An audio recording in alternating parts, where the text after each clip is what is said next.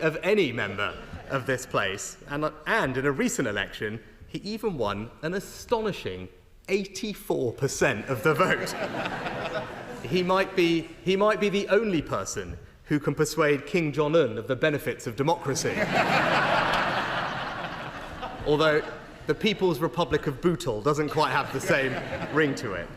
Now, I wonder whether he was chosen to speak today, actually, to head off him reintroducing his 10-minute rule bill.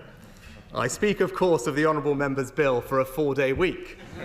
Now, I'm not sure if he's consulted with his whips on how compatible that would be with their desire to make Fridays a new norm sitting day. I'll say this to the honourable gentleman. If they won't let him have his 10-minute rule bill, he should work to rule. Although I suspect the Labour member for Merseyside needs no tips from this former banker on trade union organising. Now, the honourable member for Vauxhall and Camberwell Green spoke with typical verve. She is someone inspired by a desire to serve and her strong faith. But she never lets any of this go to her head. Today she was chosen because of the high regard she is held in, but she is also one of the kindest members of this House. Yeah. Regularly baking Victoria sponges for her staff and others, although post the election result, perhaps red velvet might be now on the menu. And the Honourable Lady has campaigned bravely against gang violence, both in the London Assembly and in this House. And she is so right that we must not become desensitised to knife crime. She represents the place where she grew up and does so with passion and determination. And now that I have a lot more time on my hands, I intend to be a regular visitor to her constituency, especially in the summer months. One of my favourite places to watch cricket is, of course, the Oval. And as Prime Minister, I had the privilege of playing there with the wonderful Emily Rainsford-Brent and the young black cricketers on the ACE programme. I applaud the Honourable Lady for her work with that scheme. I can reassure her, though, that I won't go as far as the last Conservative Prime Minister to speak from this dispatch box, who proposed removing that part of her constituency to a desert island along with his 8 favourite records. The Honourable Lady's story is truly an inspirational one. To go from caring for your mother as a teenager to this House shows what is possible in our country. But the online abuse that the Honourable Member has received, an experience that is far too often common in this House, shows one of the challenges facing our democracy. The intimidation that some candidates received in this election, both physical and digital, was completely unacceptable and is a threat to our electoral process. There can be no excuse, Mr. Speaker, for threats of physical violence or intimidatory protests outside politicians' homes. Now, the Honourable Lady will have been picked to second the Loyal Address because the Whip's office have got her down as one who will go far. If I may offer some words of advice to members opposite. On the government benches, life comes at you fast. Soon you might be fortunate enough to be tapped on the shoulder and offered a junior ministerial role. Then you'll find yourself attending Cabinet, then in the Cabinet, and then when the Prime Minister's position becomes untenable, you might end up being called to the highest office. And before you know it, you have a bright future behind you, and you are left wondering whether you can credibly be an elder statesman at the age of 44. Now, it is right to begin by congratulating the Prime Minister on his decisive victory in the election. He deserves the goodwill of all of us in this House as he takes on the most demanding of jobs in the increasingly uncertain world in which we now live. Now, the party opposite has successfully tapped into the public's desire for change. But they now must deliver change, and we on this side of the House will hold them accountable for delivering on the commitments that they made to the British people. In the national interest, we will not oppose for the sake of it, but when we disagree with the government, it is our responsibility as the opposition to say so.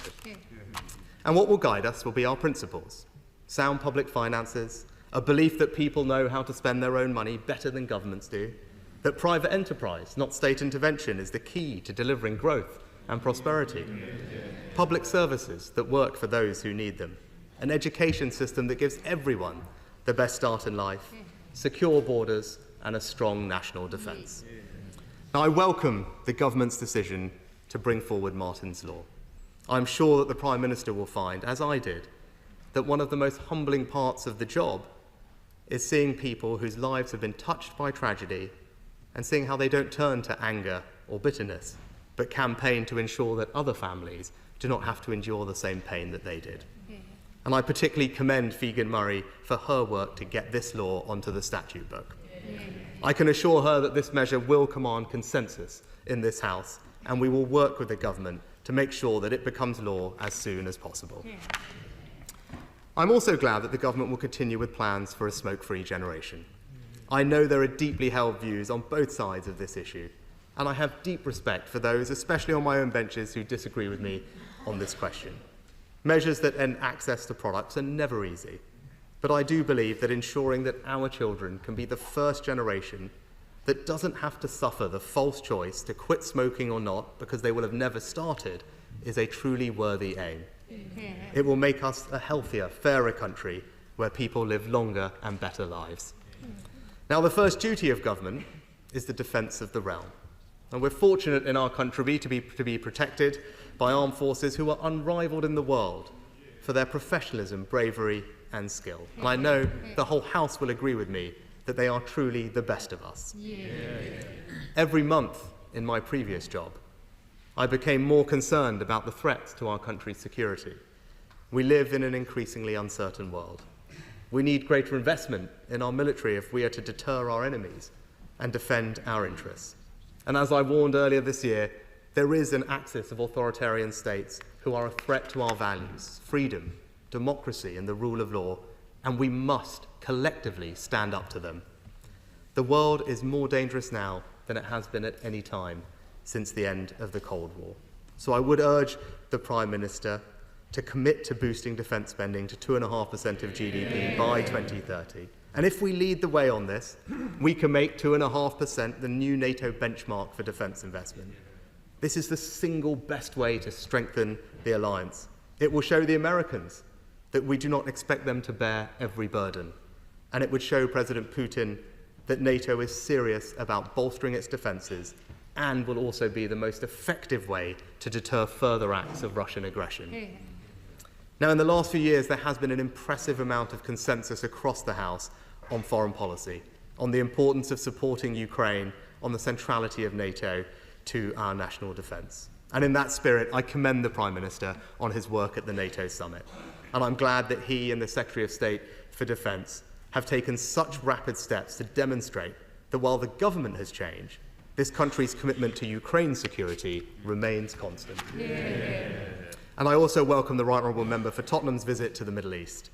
It is of fundamental importance to this country that as we make real progress towards a two-state solution, our friend and ally Israel has a right to defend itself and to live in peace.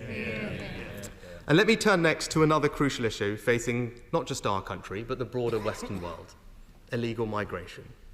Now, the fundamental question is what to do with people who arrive here illegally but cannot be returned to their own home country. Now, our approach was to send them to a safe third country. The Prime Minister was clear that he would scrap those plans, and I acknowledge that. And our fear remains that without such a deterrent, the country will end up having to accept that a large number of those who cross the channel illegally will end up remaining here. And how to prevent that is something that the government, I know, will soon look to address. And when it comes to legal migration, I urge the Home Secretary to retain the measures that we implemented, which are forecast to halve net migration in the next 12 months. Now, if I may turn next to the economy, I understand well that the Chancellor is keen to paint as bleak a picture as possible, but I would just gently point out that this is not exactly what the facts say. Inflation at 2%, unemployment 4%, and the fastest growing economy in the G7 so far this year. The party opposite has inherited an economy that is already on an upward trajectory. Now, the government has set out plans. The government has set out plans to strengthen the role of the Office for Budget Responsibility, and we will examine those proposals carefully. But the work of the OBR already means that the party opposite did have the full details of the public finances when they set out their manifesto. Now, the OBR has rightly taken away from governments the ability to make forecasts say what they want them to. But they have also taken away from oppositions coming into government the ability to say that they did not know the true state of the public finances. As Paul Johnson of the Institute for Fiscal Studies has said, the books are wide open, fully transparent. In his words, trying to pretend that things are worse than expected really won't wash. Now, the party opposite promised no tax rises on working people and no plans for tax rises beyond what's in their manifesto, in full knowledge of the public finances. It would be difficult for them to claim that things are worse than they thought and then renege on those pledges, and we will hold the government to its own promises come the budget. I note plans for new employment legislation. Now, in this country, our employment rate is far lower than the European average, and that is thanks in part to our flexible labour market. I would urge the party opposite not to impose new burdens on businesses that business leaders themselves have warned of the unintended consequences of those plans, that they could lead to firms being less likely to invest, less likely to hire, and so increasing unemployment in the long term. And I further note the government's desire to impose new, potentially rigid legislation on technologies like artificial intelligence. Now, we are third only to the US and China in the size of our fast-growing technology sector and lead the world when it comes to AI safety.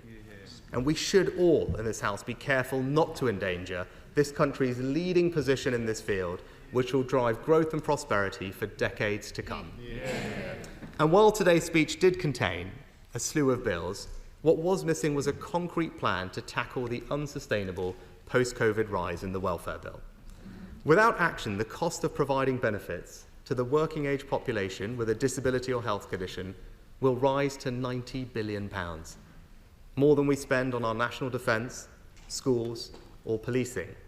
Now, that's not only unsustainable, but also unfair to taxpayers.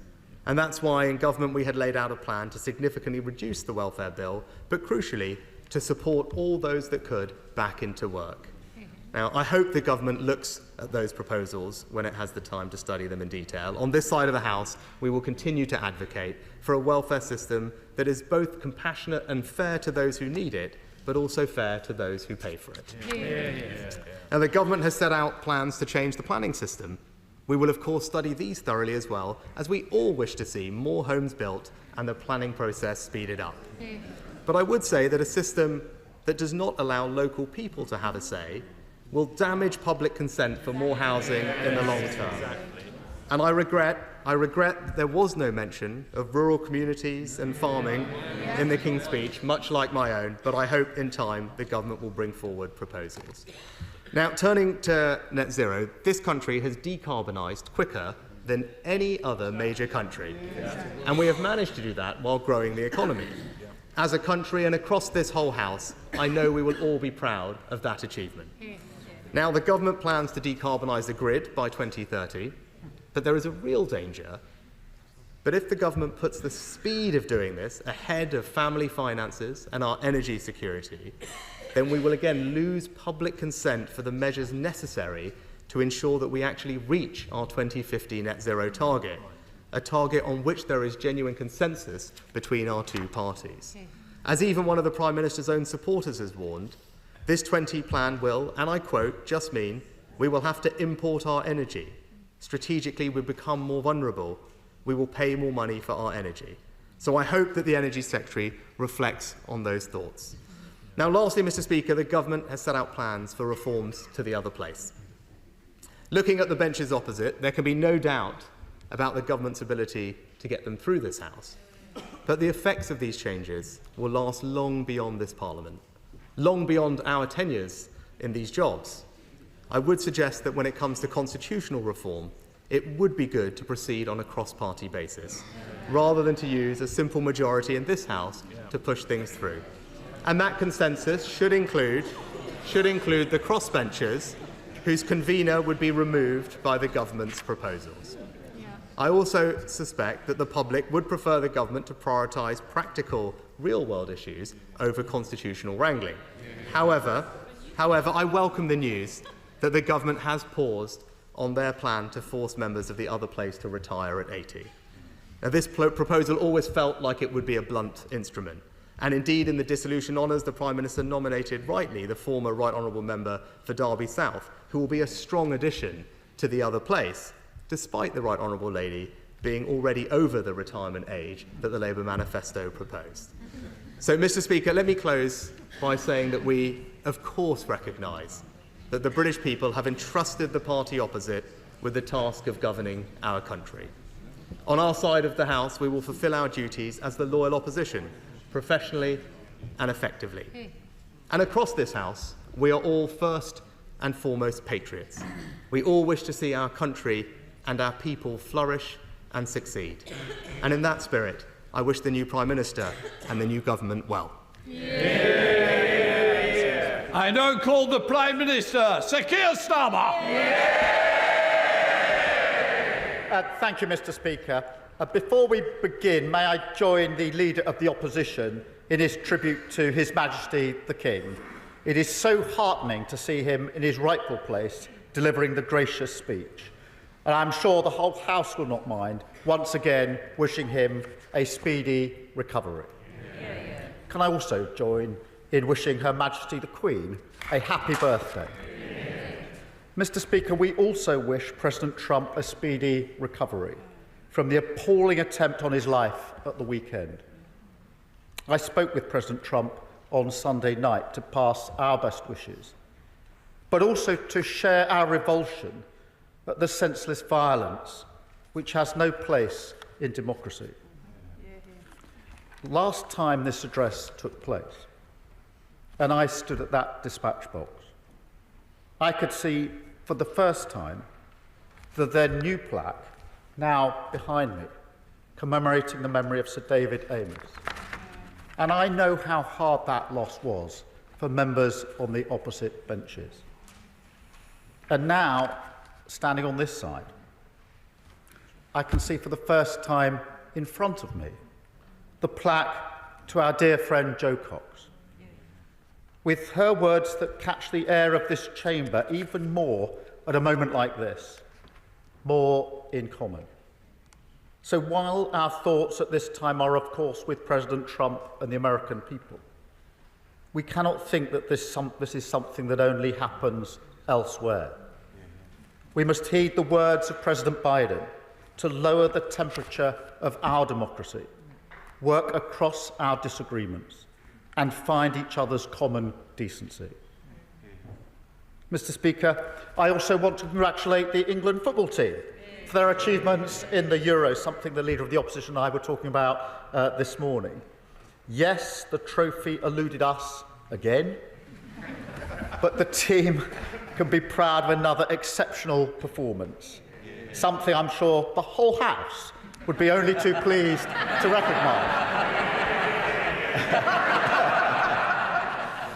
And we pay tribute to Gareth Southgate, who shouldered the burden of national leadership with such dignity. Mr. Speaker, this government has been elected to deliver nothing less than national renewal, to stop the chaos of the past 14 years, turn the page on an era of politics as noisy performance, and return it to public service, and start the work of rebuilding our country. A determined rebuilding, a patient rebuilding, a calm rebuilding, a rejection in this complicated and volatile world of those who can only offer the easy answer, the snake oil charm of populism. Mr. Speaker, as the last 14 years has shown, that road is a dead end for this country. It does nothing to fix our foundations, and the British people have rejected it, as they have throughout our history. What people really want is change, and change is what this government of service will deliver. A King's speech that takes the brakes off our economy and shows to the British people that politics can be a force for good, the vehicle for improving lives of millions, no matter who you voted for. Mr. Speaker, it's a day when we get on with the serious business of government. And yet a House with no time for levity would go against the grain of our traditions. So it's fantastic to hear my honourable friend, the member from Bootle, in such fine fettle today when proposing the humble address. He spoke with great passion, as he always does, for his constituency, famous, as he himself mentioned, for the Anthony Gormley sculptures on Crosby Beach. It's a work of art that's entitled Another Place, a collection of gently rusting figures for whom the tide is perpetually coming in. A solid grounding should he ever consider a career in the other place. But I'm sure this House will agree. He is also one of the warmest and most generous members. A generosity that, ahead of a previous election, extended to an offer to hand-deliver Conservative leaflets, a commitment to the democratic process that should be applauded, not least because it resulted in a stonking increase in his majority for Labour. But, Mr. Speaker, as anyone who knows my honourable friend will confirm, while he does like to relax with a glass of wine and listen to Engelbert Humperdinck, for him, family always comes first. And the Leader of the Opposition referred to his daughter. And growing up, he was cared for by his 4 sisters. And now he is never happier than when he's with his grandchildren, who are convinced that he knows Mary Poppins personally, a belief I note he has never discouraged. He has been a tremendous servant to our family, the Labour family, and we thank him for his outstanding speech today.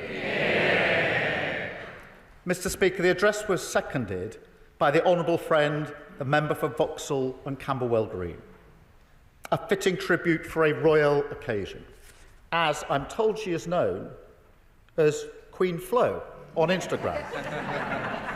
The House will know her as a tireless champion for her community, as well as a founding member of one of our most vital affiliates, the Labour Friends of Karaoke.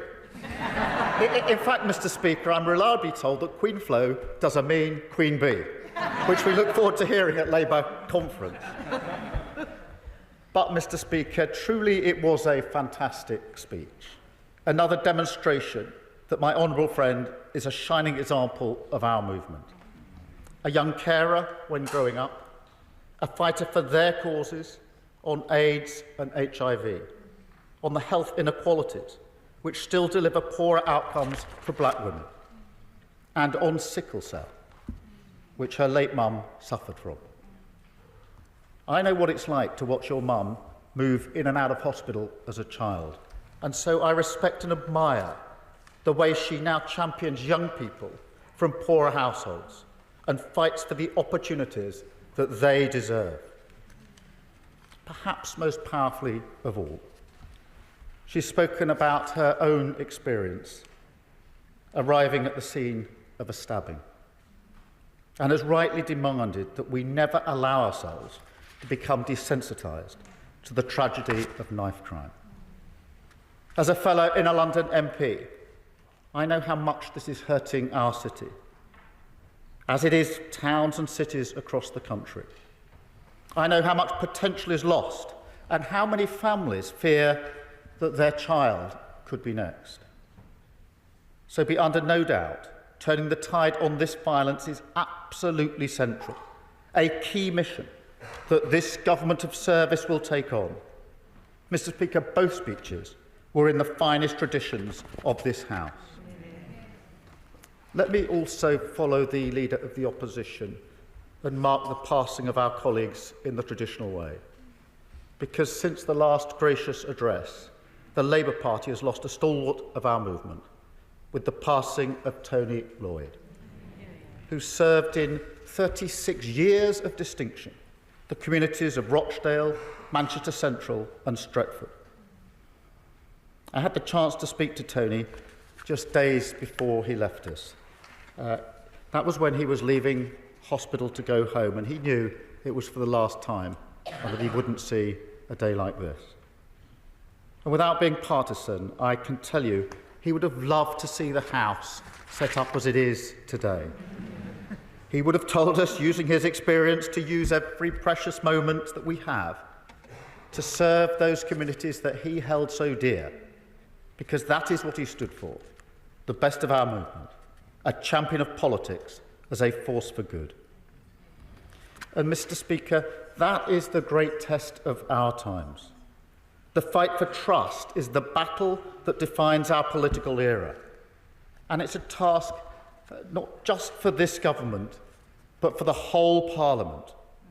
We are all responsible for the tone and standards that we set. And I want to thank the Right Honourable Gentleman in every exchange that we've had since the election, and in his words today. He has gone well beyond the usual standards of generosity, and I thank him for that. And in that spirit, this King's Speech picks up some of the important business not concluded in the last session.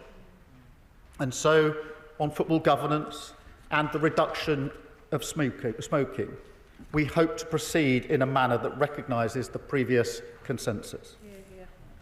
We will also carry forward the Holocaust Memorial Bill.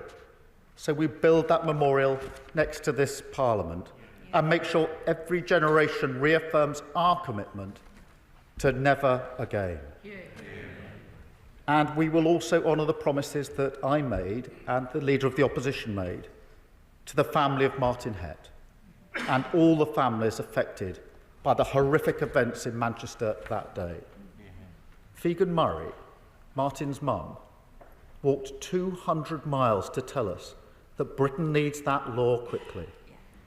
I told her then that she would get that from a Labour government, and we honour that promise today, and I'm very grateful for the indication of the cross-party support we will have on that very important provision. Because the security of the British people is the most fundamental priority of any government. And whether our fight is against terrorists, the vile criminal smuggling gangs that weaken our borders, or foreign powers which threaten the security of this nation, we will leave no stone unturned when it comes to keeping the British people safe. And we will recognise the bravery of those on the front line of keeping us safe, with a new Armed Forces Commissioner. That's not just a name or a role, but a strong and independent champion for those who have committed to the ultimate service, as a way we can show our respect.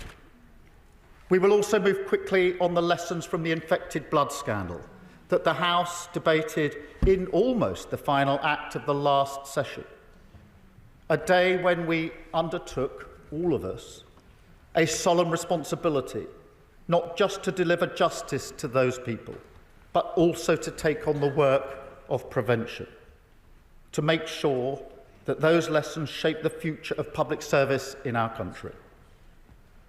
Because scandals like infected blood, Windrush, Horizon, Hillsborough are united not just by the scale of the injustice, but also by the indignity that the victims and their families have been put through, merely for standing up for truth and justice. So it is high time to bring in a duty of candour, the Hillsborough Law, because a government of service must also be a government of accountability and justice. That is what service means. Yes, I will. I thank the Prime Minister for giving way during his excellent speech, outlining the hope and renewal within this King's Speech, much needed in constituencies like mine, in Luton North, where over 45% of children are growing up in relative poverty. What reassurances can the Prime Minister give me and my constituents that he personally takes this issue very seriously and that his government will address it? Prime Minister. Well, I'm grateful for that intervention, and I give my assurance to her and to the whole House that I do take child poverty extremely seriously. I'm proud of the record of the last Labour government in reducing child poverty. It clearly had a strategy, and we will have a strategy, and I'm very pleased to have announced today the task force that will lead our strategy to reduce child poverty. No child should be growing up in poverty. And we will work across the House on that issue, and I will take an intervention. Very grateful. Thank you, Mr. Speaker. I'm very grateful to the Prime Minister for giving way on his newly announced task force, which of course Beth Rigby was announcing on Twitter as we were all within this chamber. Mr. Speaker, can the Prime Minister outline how many children will remain in poverty whilst that task force undertakes the work, which will ultimately lead to the same conclusion we are proposing, to scrap the two-child benefit cap? Well, look, I do welcome this. I know this is an issue across the whole House. I don't think there's a single member that doesn't care about child poverty. The point of the task force is to devise a strategy, as we did last in government, to drive those numbers down. It can't be a single issue, it's across a number of strands, and we will work with people across the House in order to do it. What matters is the commitment to do it and to drive those numbers down. That is what we did last in government, and we will do it again. But, Mr. Speaker, I'll just make some progress and then I will. Mr. Speaker, whilst I respect the tone of the Leader of the Opposition's contribution, I can't stop my mind wandering back to 9 months ago when he was at this dispatch box. His great political hero, Nigel Lawson, once said, "To govern is to choose." And every day serving the people of this country is a chance to make a difference for them. Yet, Mr. Speaker, the last King's speech was the day when the veil of his choices slipped.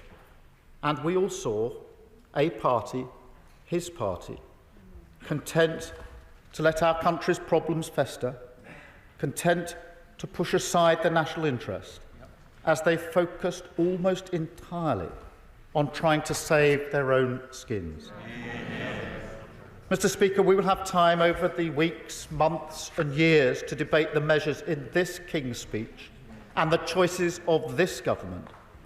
But I defy anyone on those benches or elsewhere to look at the ambition and purpose of our intent and not to receive a return to the serious business of government. No more wedge issues, no more gimmicks, no more party political strategy masquerading as policy. This is an agenda focused entirely on delivering for the people of this country. Legislation for the national interest that seeks only to fix our foundations and make people better off. Solve problems, not exploit them. Because, I'll just make some progress in the way. Because, Mr. Speaker, with each day that passes, my government is finding new and unexpected marks of their care. Scars of the last 14 years where politics was put above the national interest. Decline deep in the marrow of our institutions. We've seen that in our prisons, writ large. We've seen it in our rivers and seas, even worse than we thought. And we've seen it in our councils, pushed to the brink by the previous government, now unable even to deliver basic services to children with special educational needs. And, Mr. Speaker, we've already taken first steps on so many of the priorities we put before the British people. The work of change has begun, but we know, as they do, that national renewal is not a quick fix. The rot of 14 years will take time to repair. Nonetheless, I will give way. I'm grateful to the Prime Minister for giving way, and he talks about priorities. Well, of course, people in rural communities around the country see the vast majority which the Right Honourable Gentleman has assembled, and they're afraid. They see a manifesto in which just 87 words are used about farming. They see a King's speech. They see a King's speech with no mention of rural communities or rural priorities. Will the Prime Minister please take this opportunity to reassure people in rural and farming communities that his Labour government will take notice of them? Prime Minister, just to say, look, intervention one thing, but to actually make a speech is not the best time to do it. Prime Minister. Well, let me take this opportunity to reassure those in rural communities. I grew up in a rural community myself, And I think that if you look at the places that are now represented on these benches, you'll see the reassurance that has been given that will also be given again. The King's speech we've brought to this House today is a marker of our intent, not only a certain destination for the future of this country, but a new way of governing, a government of service, guided by clear missions, with a long-term plan to fix the foundations, a plan which starts, as it must, with our economy. Under his watch, the last Parliament was the first in modern history to leave living standards in a worse place than they found them. The consequence not just of Tory irresponsibility, but of a more pervasive inability to face the future, a ducking of the hard choices, eyes fixed always on the horse trading of Westminster politics, I will in a moment, rather than the long-term national interest. Mr. Speaker, we don't just turn the page on that today, we close the door on it forever. A budget responsibility bill that will protect the living standards of working people from the chaos they endured under the last government. A commitment, no matter how fierce the storms, to economic stability as the foundation we build on. That is a changed Labour Party at work. And then on that foundation, we take the brakes off Britain, go further and faster on measures to generate higher economic growth. Workers and business united in the cause of wealth creation. We will reform the planning rules, a choice ignored for 14 years, to build the homes and infrastructure that Britain needs. We will level up rights at work, a choice ignored for 14 years, to deliver security and dignity at work. We will create a new industrial strategy, invest in cleaner, cheaper British energy, harness the power of artificial intelligence, improve our public transport, confront our historic challenges on technical education, transform our skills agenda in partnership with business, and push forward devolution to the cities, regions and councils of England.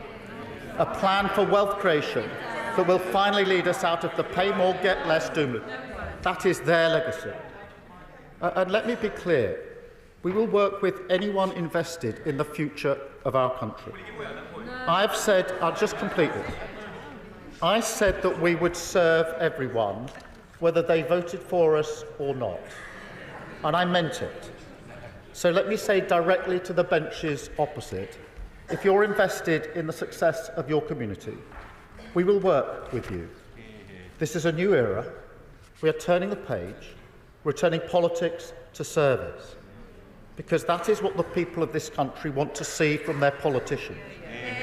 And service is a stronger bond than political self-interest. That is what country first means. The only way we can restore trust, and the reason this government of service was elected. Mr. Speaker, we were also elected to repair our public services with investment and reform, to make them once again beacons of justice for the communities that they serve. A signal to our country of the cause that fires national renewal. My determination for everyone in our country, England, Scotland, Northern Ireland, Wales, no matter where they started in life, to feel that success belongs to them. It is a cause, Mr. Speaker, that I do believe unites this House and indeed the people of this great nation. So I will. Mr. Speaker, can I commend the Prime Minister? There are many within this House, both sides of this chamber, both in opposition but also in your party, who welcome your election as Prime Minister and look forward to the delivery of some feel-good factors for all of this great nation of the United Kingdom of Great Britain and Northern Ireland. Always better together, is what I always say, and even those in the chamber who maybe have different ideas perhaps think the same as well. Prime Minister, in the paper, of my provincial paper 2 weeks ago, we recognised that Northern Ireland was very much part of your 10-year plan. Can I ask the Prime Minister, can he perhaps outline exactly what that plan will be for Northern Ireland to ensure our position will never weaken and always get stronger? Say, Jim, you'll be definitely bottom of the list, but don't worry. Prime Minister. I'm grateful for that intervention. It was very important to me and to my government that within days of being elected, I went to Scotland, to Northern Ireland and Wales with the message that I did about working together. As he will know, I worked in Northern Ireland for 5 years on reforms to the police service in Northern Ireland. It matters to me that we make progress on all matters across all of our nations, and that is the way that we will operate as a government. That was a statement of intent going as I did in those early days, and I will continue in that vein in direct answer to his question. Mr. Speaker, so as well as our plan to cut waiting times, we will modernise the Mental Health Act and finally drag it into the 21st century. Yeah. And we will raise standards in our schools, improve the confidence, the well-being and the happiness of our children, because that is so often the barrier that holds them back. We will also work on landmark legislation on race equality, tackle the structural injustice of unfair discriminatory pay. Now, Britain has come a long way on matters like this. One look at this Parliament shows that we're moving forward. And I recognise the efforts of so many in this House, on all sides, to tackle this injustice. But, Mr. Speaker, we can still do more, and therefore we must, and we will. We will also begin work on banning conversion practices and bring forward tough new protections for renters. Promises that have lingered in the lobby of good intentions for far too long. And, Mr. Speaker, we will signal our intent to transform society with measures on crime and justice that will not only rid our streets of antisocial behaviour, but also launch a new mission to reduce violence against women and girls by 50%. In this, we're inspired by the work of unbelievable campaigners: Mina Smallman, Claire Waxman, Melanie Brown, and my friends, John and Penny Clough. Mr. Speaker, I will never forget the day that John and Penny came to my office and told me what they had been through just to get justice for their daughter, Jane, murdered in the car park of the Blackpool Hospital where she worked by the man awaiting trial on multiple charges of raping her. I gave them my word then that I would do what I could, not just for John and Penny and Jane, but for all the Johns, Pennies and Janes in our country. Mr. Speaker, it's an enormous undertaking. I wish it wasn't, but it is. Just listen to the contribution made every year in this House by my honourable friend, the member for Birmingham Yardley. A grim reminder of just how many women are killed every year by domestic violence. And yet, as everybody who works in public service knows, government can make or break a life. I've seen it myself as a public servant. I also know from those campaigners what service can do when it listens and empowers people far beyond the walls of the state. So, Mr. Speaker, this is how we will go about our business: mission-driven, focused on ambitious goals, bringing together the best of our country, committed to the practical difference, big and small, that we can make together. That is the reward and the hope of service, the business of change, and the work of this government of service that we will take on.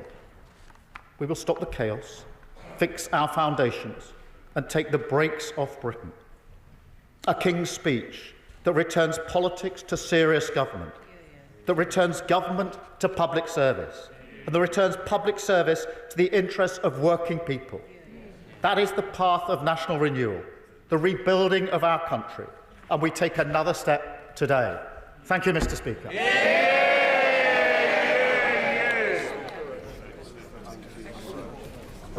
Order. Order. I now call the leader of the... Order! Please, let's show respect to each other. Let's not set off on the bad foot, we want to be on the right foot. I now call the leader of the Lib Dems, Ed Davey. Thank you, Mr. Speaker. And on behalf of the Liberal Democrats, I want to add our sincere thanks to His Majesty King Charles for his gracious speech, and like other party leaders, wish him to continue on his recovery, and also join them in sending our best returns, happy returns on the birthday of Her Majesty.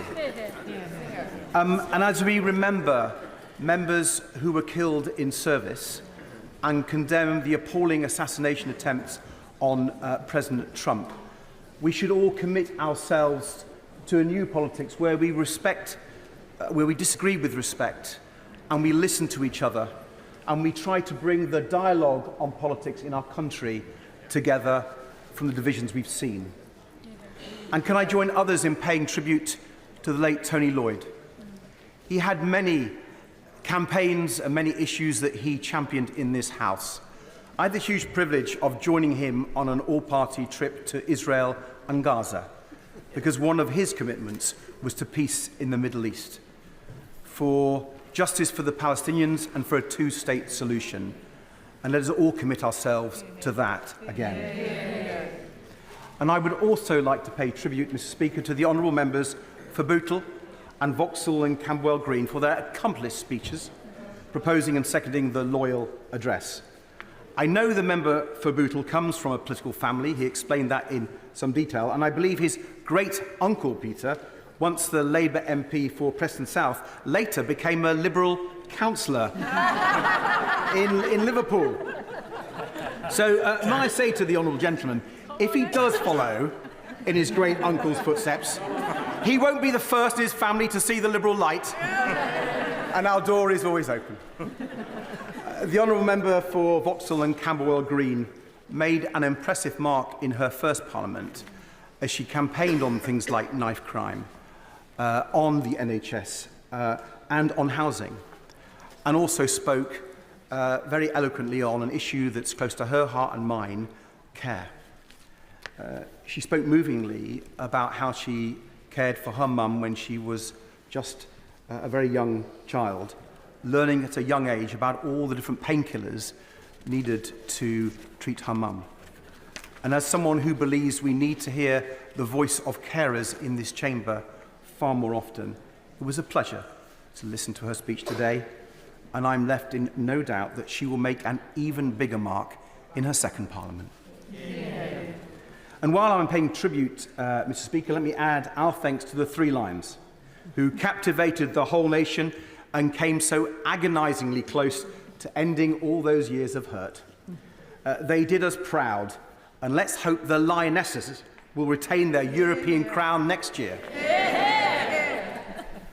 And so may I welcome the Prime Minister to his place and congratulate him and his party on their election victory. As he says, they now have an enormous undertaking, and we wish them well. I read somewhere that the Prime Minister apparently surfed to power on a wave of Conservative failure. But can I say to him gently, with a pang of envy, water sports are my thing. But Mr. Speaker, the challenge awaiting this new government are certainly great, and set against that challenging backdrop, there is much to welcome in the programme set out today. Not least the government's focus on getting our economy growing strongly again. And the Prime Minister is right to say that building more homes is an essential part of that, as you can see from the work of many brilliant Liberal Democrat councils, from Cumbria to Eastleigh, and in my own area, the Royal Borough of Kingston. The best way to build the many extra homes we need, especially those extra social and affordable homes, is to properly engage local people and communities and bring them along with you. And that is the community-led approach that we on these benches will continue to champion. Very happy to give way. I'm delighted to see that the leader of the Liberal Democrats seems to be openly advocating the work of Eastleigh Borough Council. Could I just remind him that that council is only building double the number of houses required because his party leadership has got them into £800 million worth of debt to pay off the debts that they accrued? Well, I'm delighted to say that today we welcome the new honourable member for Eastleigh to the Liberal Democrat benches, and I'm sure she will have all the answers the honourable gentleman needs. But growth and house building are not the only challenges, crucial though they are. I'm sure of us, all of us across the House, as we knocked on doors during the election campaign, heard the same from so many people, a common refrain from people of all backgrounds and all walks of life, that nothing seems to be working as it should. From the health and care crisis to the sewage scandal to the cost of living, the British people have overwhelmingly rejected the past out-of-touch Conservative government that has gone. But after so many years of being taken for granted, many people have simply lost faith in our political system to solve their problems. So we on these benches do recognise the scale of the challenge now facing the new government. They have a big job to do, and so do we. We work hard on behalf of our constituents. We will scrutinise the government's plans carefully and strive to improve them. And, Mr. Speaker, we will oppose them when we think they've got it wrong. But where they act in the national interest to solve these problems and improve people's lives, we will support them. One issue came up more than any other on door after door, and I'm sure it's the same for members in all parties: the issue of health and care. Patients waiting weeks to see a GP or an NHS dentist, if they could find one. More than 6 million people waiting on NHS waiting lists. Tens and thousands of cancer patients waiting months to start urgent treatment. Patients stuck in hospital, ready to leave, wanting and waiting to leave, sometimes for weeks, but unable to, because the care home place wasn't there. The care worker, the support for the family carer wasn't in place. And, Mr. Speaker, fixing this crisis in our NHS is essential, not only for people's health and well-being, but also for our economy, for growth. Only if we get people off these waiting lists and into work can we get our economy growing strongly again. I have to give way. He mentions the delays and the waiting times in NHS social care. So how much does he regret his role in the 5 years he spent in coalition with the Conservatives creating that situation? Well, I do disappointed in the honourable gentleman's intervention, because we could all go back to things that other parties did in government and say that they were wrong. And I would just say to the honourable gentleman, I come to this task now in a spirit of constructive opposition to work through for the best for our country, and I hope he and other members will too.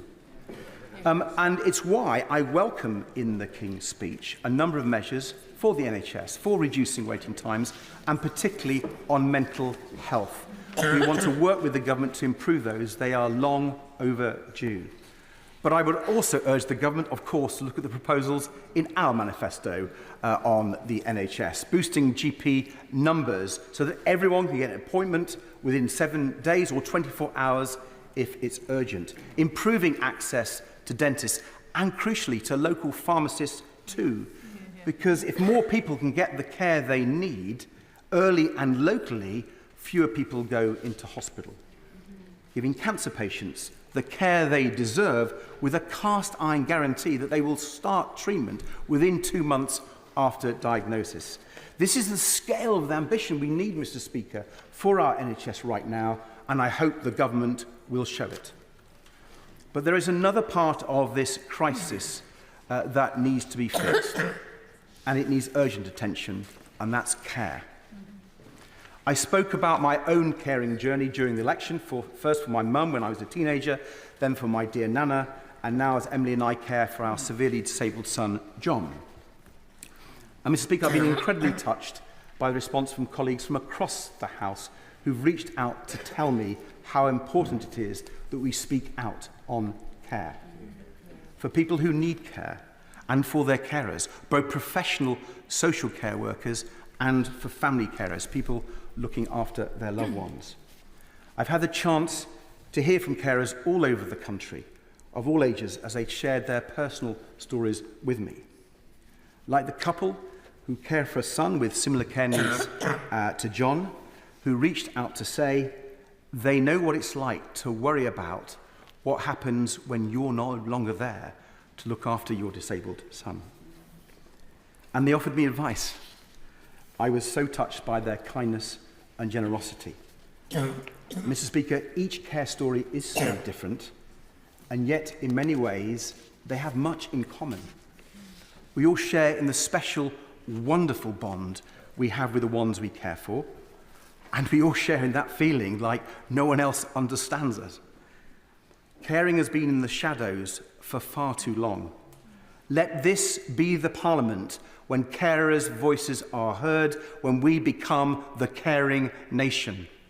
Yeah.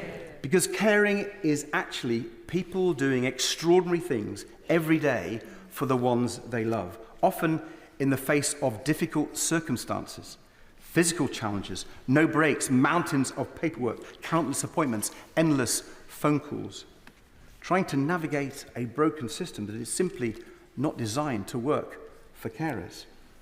So we on these benches will do our very best to get a fair deal for carers, whether on issues like carers allowance or the big challenge of fixing social care, so that our loved ones get the support they need when and where they need it. Now this, of course, will not be easy, Mr. Speaker.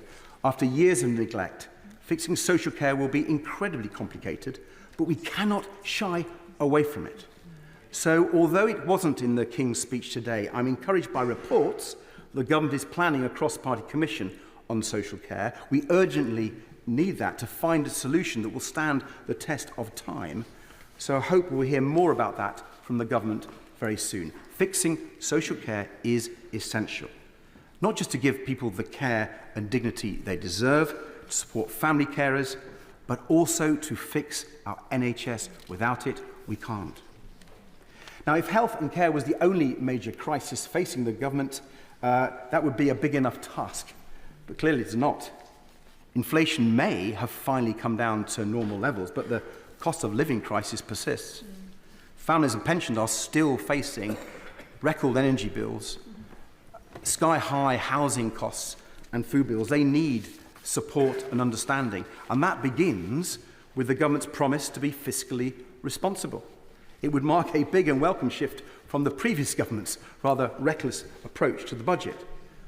But with energy bills forecast to rise by 10% in October, clearly we need bold action to bring costs down, from home insulation to expanding renewable power. Liberal Democrats have a proud record of investing in renewable power, almost quadrupling it when we ran energy policy.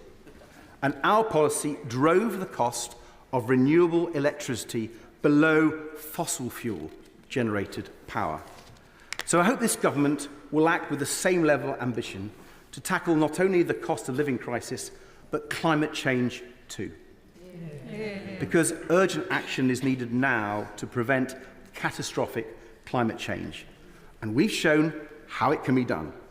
And that, if you do it well, it benefits consumers, the economy and the environment too. So we welcome the focus the government has placed on this challenge, and we will push them to meet it. As we will when it comes to another environmental challenge, ending the sewage crisis. The election campaign showed clearly, for anyone who still doubted, the strength of public anger about the pollution being put into our rivers, into our lakes and onto our beaches. The government has made some initial welcome noises about holding the water companies to account, about making sure they put these environmental issues before profit. But we on these benches will be pushing ministers to act as quickly and decisively as possible to put an end to this appalling scandal. Health and care, the cost of living, climate change, sewage, these are big crises that just got worse and worse over the last years of the last government. And that government's failure to address them is a big part of why people's trust in politics is so low. This year's British Social Attitudes Survey found that 45% of people, 45%, almost never trust the government to put the national interest first, a record high. Now, I'm sure I speak for everyone in the House when I hope this government will prove that wrong. But restoring public trust and confidence in our politics is a major task for us all, right across this House, no matter our party. And I think there are two parts of how we restore that trust. The first is by tackling the root causes of so many scandals that have caused so much harm and done so much damage to public trust, from Hillsborough to Horizon to infected blood. We therefore welcome the promised Hillsborough law with its statutory duty of candour on public officials. But we would urge the government to go further in this area. Given the vital role that whistleblowers have played in exposing these scandals, can I urge ministers to look at our proposals for stronger protections for whistleblowers, including a new office of the whistleblower? The second way to restore trust is by transforming our politics so it is relevant, engaging and responsive to people's needs and to their dreams. The measures that the government have promised to strengthen democratic rights and participation are therefore welcome. Also welcome is the principle of shifting more power out of Westminster and Whitehall so local decisions are made by the people for them and the communities they live in.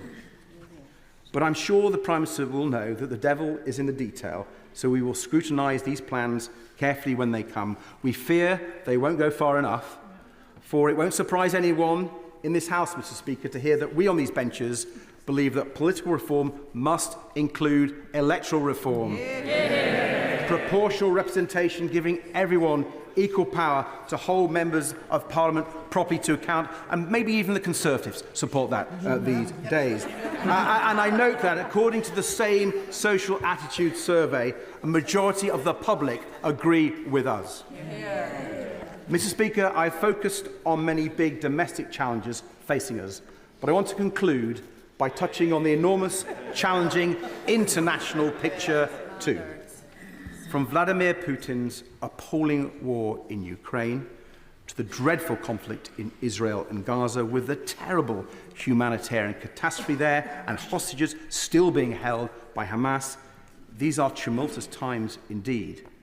They demand that we work together with our allies through international institutions. And yes, that means working constructively with our European neighbours. To rebuild the ties of trust, trade and friendship with our European friends, so badly damaged by the Conservatives. As Liberals, we believe that the UK can be an incredible force for good when we stand tall on the world stage, championing the vital British values of democracy, liberty, human rights and the rule of law. So when the government does that, they will have our full support.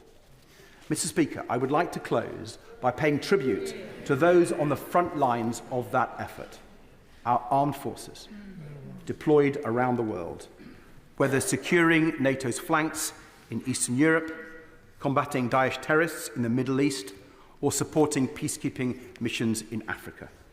They serve our country with incredible courage and professionalism, and we all owe them an eternal debt. Dave Begg-Hillier. Thank you, Mr. Speaker. And Mr. Speaker, it's a pleasure to follow the honourable gentleman, the member for Kingston and Surbiton, but I have to confess... Just round, look.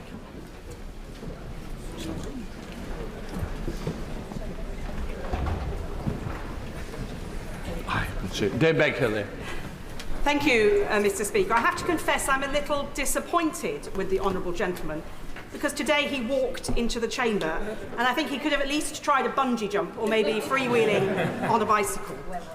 But I applaud him for his efforts in the campaign, which kept us all entertained and clearly paid some dividends looking at the size of his benches today.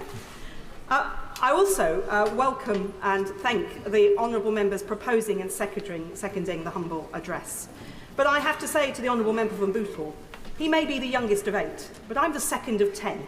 And I can tell other members of this House who are new that you hear a lot about Big Brother, but let me tell you that one big sister here is here to support you, as indeed I'm sure the honourable member for Bootle will as well. After 19 years in this place, I know my way around a bit, though I still too get lost, so don't be worried about that. And I really was delighted to hear the honourable member, my friend, the member for Vauxhall and Camberwell Green. I first came across her when she was a member of the London Assembly, and I knew then she had something special about her, and I think we saw that here today. And I draw the House's attention, Mr Speaker, to my register in the Members' Register of Interests. I spent nearly a decade chairing the Public Accounts Committee in this place in the last Parliament and the previous two, and in that role I saw many egregious examples of incompetence, bungling and waste, whether it's water companies, school buildings falling down with reinforced concrete and other things, rail infrastructure, a running sore, defence procurement and national embarrassment, and the scandal of PPE procurement during COVID. Again and again, government bungles, poorly drafted contracts, lack of oversight, dodged responsibility, endless excuses, and the taxpayer picking up the tab. No wonder people were so angry at the election. No wonder they voted for change and for my right honourable friend, the Prime Minister. Yet now, the true extent of the Tory mess is coming to light. As my right honourable friend, the Chancellor, has revealed, it is even worse than we thought. She's opened the books, looked under the bonnet and seen that true extent, the mess that is now for a Labour government to clear up. The previous government partied, they squabbled, they helped their mates, but they did not fix the roof when the sun shone. They trashed the joint. From austerity to the PPE scandal to Trussonomics, remember that? They weakened the fundamentals of our economy and stretched our public services to breaking point. And one of my last reports as chair of the Public Accounts Committee was my annual report, where I listed what I called the big nasties, some of which the Chancellor is revealing to us now. That 700,000 pupils are in schools that are not fit for purpose, that our hospitals are falling, that the much vaunted 40 new hospitals was in fact far fewer and never going to be delivered on the timetable promised, and the gaping hole in our defence budget. And I certainly applaud the approach of this government, and it seems some consensus from the other side, that we do need to see an increase in defence spending. But the consequences of this mess that have been left behind by the previous government are human. According to the House of Commons Library, nearly 1/5 of children in my borough of Hackney live in absolute poverty. And Mr Speaker, 4 in 10 children in Hackney live in poverty after housing costs are taken into account, according to the Joseph Rowntree Foundation's recent figures. And my constituency is in the top 5% of English constituencies with children who are income deprived. This is the shameful legacy of 14 years of failure. In one of the world's greatest and richest cities, a bus ride from the financial powerhouse of Liverpool Street, no child should be cold or hungry or lack a winter coat or decent shoes. Schools in Hackney have kit rooms for the children who turn up without the requisite uniform and lend it for the day in return for a token like their Oyster card. And no parent should be having to skip meals to feed their kids, which is what's happening too often in Hackney and elsewhere in the country. No child should be arriving at school with a rumbling tummy, which is why I welcome the breakfast clubs we already have in Hackney and the fact that one of the first acts of this Labour government will be to make sure that every child in primary school has a decent breakfast. And when we talk about stagnant wages, low productivity, flattening growth, lack of investment in skills and schools, and the abolition of Sure Start and the gig economy, there is this human cost. Right now, in a Hackney school, there is a hungry child whose huge potential is being wasted, whose opportunities are stunted, and whose life chances are hobbled. And a lot of people, when I first arrived in this place 19 years ago, I had to tell people about the good things going on in Hackney because people had written off my borough as a poor and deprived area where things didn't happen. Now people think of the Shoreditch hipster, the tech companies, the city fringe. But underneath that, there is this huge poverty and this opportunity being stunted for our children. And this is the mess that this government now has to clear up. And another example of this is the housing crisis. A safe, warm, affordable place to live should be and is a basic right. We all need a roof over our heads before we can do anything else in our life, whether it be study or work or bring up our families. And yet after 14 years, my constituents face a housing crisis, whatever the tenure. The median household income in Hackney is just under £36,500 a year, according to Hackney Council. Yet the median house price in my constituency is £610,000, and this has doubled since 2010. This means, for those of you who haven't caught up on the maths yet, that a house costs more than 16 times the median household income. And the average first-time buyer in Hackney paid just under £600,000, according to the Land Registry. Over £500,000 for a first-time buyer. Well, that's not most first-time buyers, is it?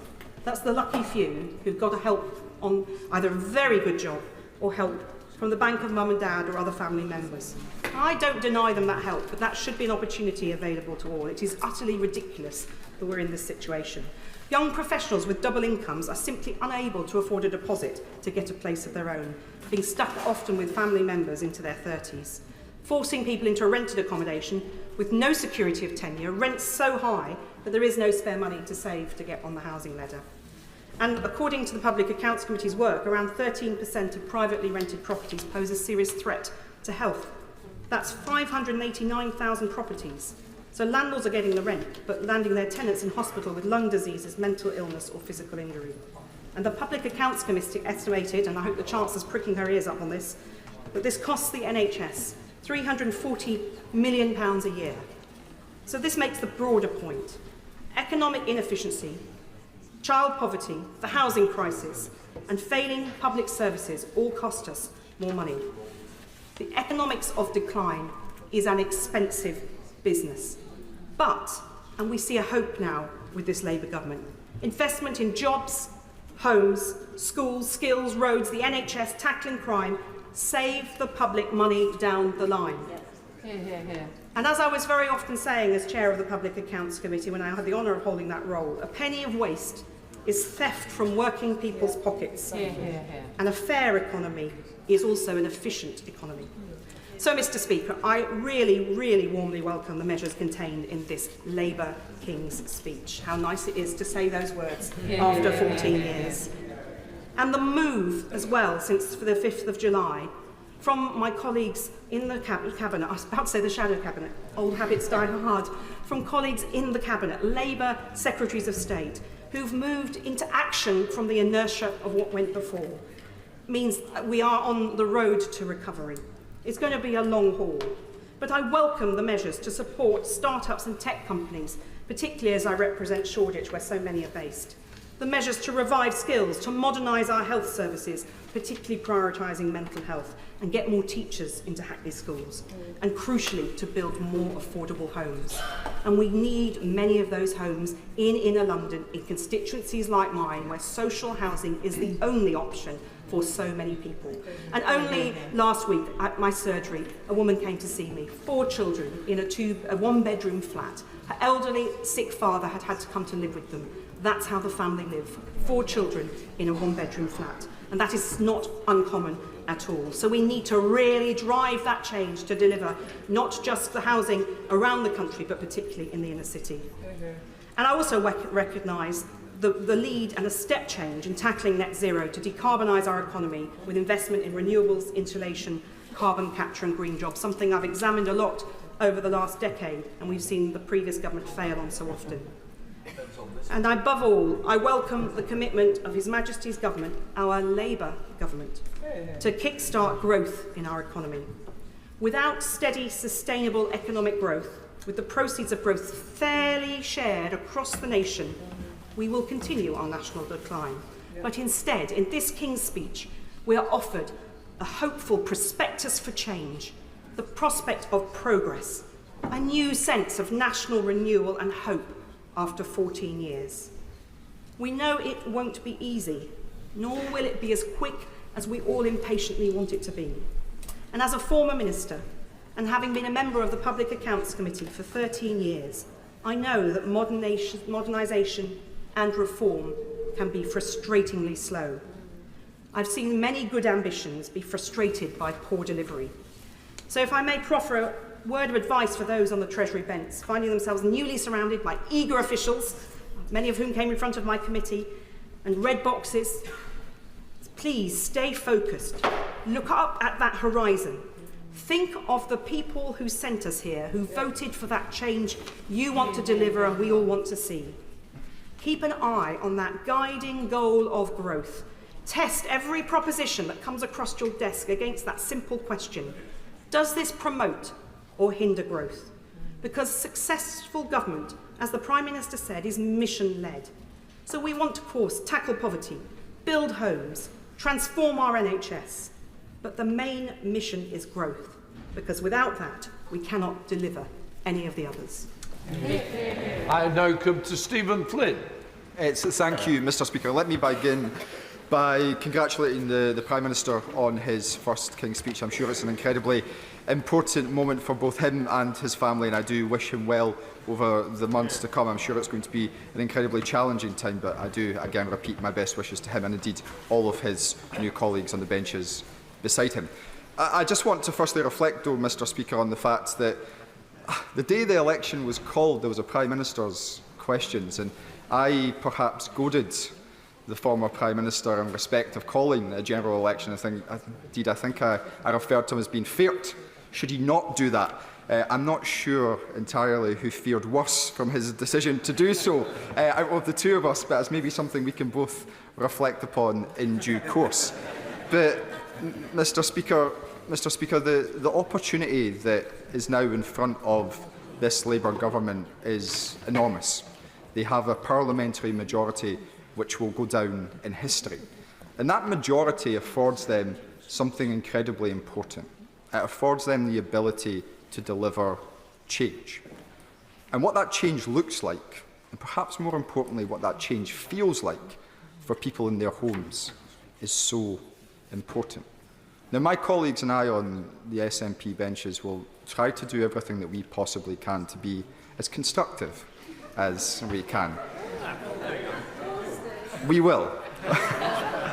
However, I was a little bit disappointed today by not necessarily some of the things that were within the King's Speech, but some of those things that weren't.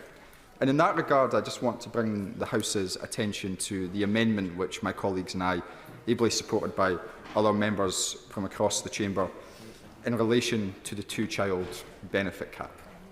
This is a policy, an iniquitous, heinous policy, which was introduced by the former Conservative government in 2015. Each and every one of us in this chamber knows that it retains children in poverty. Hundreds of thousands of children across these isles. In Scotland alone, it impacts 27,000 households. It's estimated that 14,000 children would immediately be taken out of poverty were it to be scrapped. But it was not mentioned in the government's programme for government today. Instead, all we have heard is that a task force is going to be created. No time frame for that task force, no indication of when that task force will conclude, and all the while, those children will remain in poverty. Surely, it should be the bare minimum expectation of a Labour government to seek to do everything it possibly can immediately to lift children out of poverty. I'm particularly interested in the views of Scottish members of Parliament from the Labour Party in this regard. I would be delighted to give way. Could he explain to the House why the SNP government in Scotland, who have the power to do so, have not? I would be more than happy to enlighten the gentleman, the honourable gentleman, in that regard, because as he knows, in the UK we have reserved policies and we have devolved policies. Some 70% of welfare policies are reserved to this Parliament. Now, what the Scottish Government has sought to do over recent years is to mitigate the worst excesses of the Conservatives. Some £800 million worth of money that we could spend on other things, we choose to mitigate Tory policies, including, of course, the likes of the bedroom tax. And I'm sure the honourable gentleman opposite me would be very keen to see his own front bench mitigate and end that particular policy. But we do that within the confines of the financial remit set, in large part, by this place. And if the honourable gentleman is suggesting, as indeed I'm sure some of his Scottish colleagues would agree with, that the Scottish Government should mitigate this place, then he should outline, as they should, where that money should come from. Should it come from Scotland's NHS? Should it come from our schools? Should it come from our police? Should it come from our young people's budget. The reality is that the constraints placed upon Scotland by this place do not afford us the opportunity to mitigate. And quite frankly, I find it absurd and deeply disingenuous to suggest that the remit of Scotland's Parliament should be to mitigate Westminster. Our horizons should be so much greater than that. So I would return to the point that I was making, that Labour members in Scotland supposedly agree with the Scottish National Party that the two-child cap should and must be scrapped. So how will they vote? Will they follow the lead of their Prime Minister in London, or will they follow the lead of the leader in Scotland, and indeed respect the views of the people that they were sent here to represent? But of course, whilst my disappointment is very much great in that regard, there is one area where I hope the Prime Minister can put a smile on my face, and that's in relation to GB Energy. Because I'm moderately surprised that we haven't had an announcement yet that is due to be headquartered in Aberdeen. Perhaps, of course, in the Aberdeen South constituency that I represent. Indeed, Aberdeen and Grampian Chamber of Commerce hired a van today which has been patrolling the streets outside Parliament, calling for it to come home. And that is the only time I will ever use those words, and it should come home, Mr. Speaker, straight to the energy capital of Europe. But whilst I would welcome its placement in Aberdeen, I also want to see much more detail about what GB Energy is going to deliver. Because if I've read correctly, £8.3 billion cumulatively over the course of the next 5 years will go towards GB Energy, some £1.6 billion each and every year. Well, one hydro pump storage project in Scotland would almost blow that entire budget apart. We know that GB Energy isn't going to sell energy. We know that it's not going to distribute energy. We appear to know it's not going to generate energy. It's suggested that it will be an investment vehicle for projects to go forward. But if it's going to be capped at £1.6 billion per year, I have to question the ambition of members opposite. How does that deliver the change that is required? The change which they previously agreed to would actually require some £28 billion each and every year. What a contrast! What a contrast to the ambitions that they once had. And of course, net zero is going to be absolutely crucial to our economic future, the growth and prosperity that we all want to see.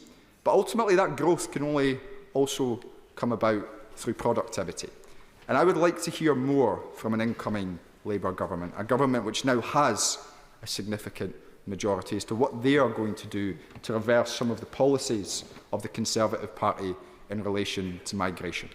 Migration which is dramatically and drastically impacting Scotland's higher education institutions, which will be impacting higher education institutions in each and every one of the members' opposite constituencies. And we know that universities are a key driver of productivity. But on that point of migration, I wish to seek consensus in this House, which might be moderately difficult given some of the people who now sit behind me.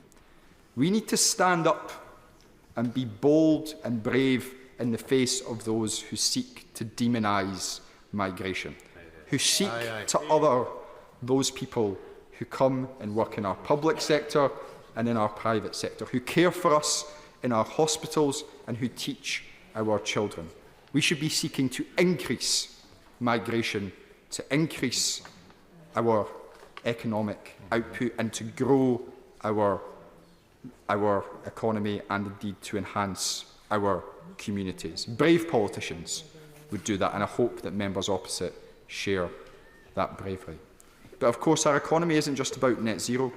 It's not just about productivity. It's not just about migration. It's also intrinsically linked to our relationship with the European Union. And I look forward to seeing what the government comes forward with in respect of its proposed new relationship with our friends and allies in Europe. We should, of course, be seeking to rejoin the European single market. We should, of course, be seeking to rejoin the European Customs Union. It makes sense to all of us. The politicians in this House, they're afraid of doing so. Well, they're going to come to realise that the only way to achieve the aims that they want to achieve is to do just that. So on all those issues and so many more, we will seek to be a voice of reason in this House and to work constructively with members opposite. And I look forward over the coming hours and coming days to hearing their contributions and what they intend to bring to our national discourse as we all try to better improve the lives of the people that we are so fortunate to represent. Thank you, Mr. Speaker. Can I just gently say to members that we've got a lot to get in today, so if we can look to try and keep it below or up to 8 minutes, I'd be very grateful. John MacDonald. Thank you, Mr. Speaker.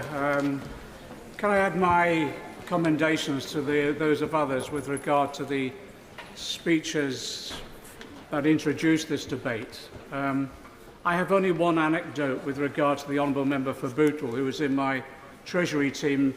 He's a fan of Shostakovich, and one occasion we went to the Royal Albert Hall to listen to a Shostakovich symphony. It was the symphony that Dmitry Shostakovich upset Stalin by, and it almost cost him his life. But we thought the performance was superb, but there were two grumpy old men in front of us, and at the end of this symphony, one turned to the other and said, "Stalin may have had a point." We enjoyed it. I thought the speeches today were superb. I want to get to the business of the next few days, really, of examining the King's speech. We all come to it. We all come to this House with a mandate from our own constituents, and therefore it's important that we bring to the House the experience of our constituents. And I just say that when the exit poll landed that night, in my community there was almost like a collective breath of relief, a sigh of relief that we are ending 14 years of a Conservative government. Because mine, like many others, and the Honourable Member for Hackney South has said that my community couldn't take any more, to be frank. And like her, I've got 1 in 3 of the children in my constituency are living in poverty. Some of them are living in destitution, according to statistics. I've got a housing crisis. I've got a housing crisis, even though there's 4,000 properties being built in the centre of my constituency, but most of my constituents can't afford them.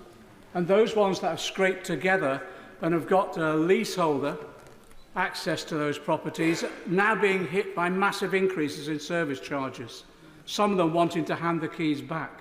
I've got rents spiralling out of all control, and I've got slum housing reappearing. The back-to-back has been reinvented in my constituency, where one family will rent the front, another will rent another floor or the back of a normal house. And in terms of employment for my constituents, wages have virtually been frozen for the last 14 years. I've got Heathrow in my constituency. People would fight to get a job at Heathrow because the wages were so good. Not anymore. We're running low pay campaigns. And insecure work is endemic in my constituency.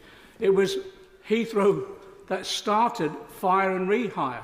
It was Heathrow Limited. And the same can be said, we'll all say this, in public services, the NHS in my area is on its knees.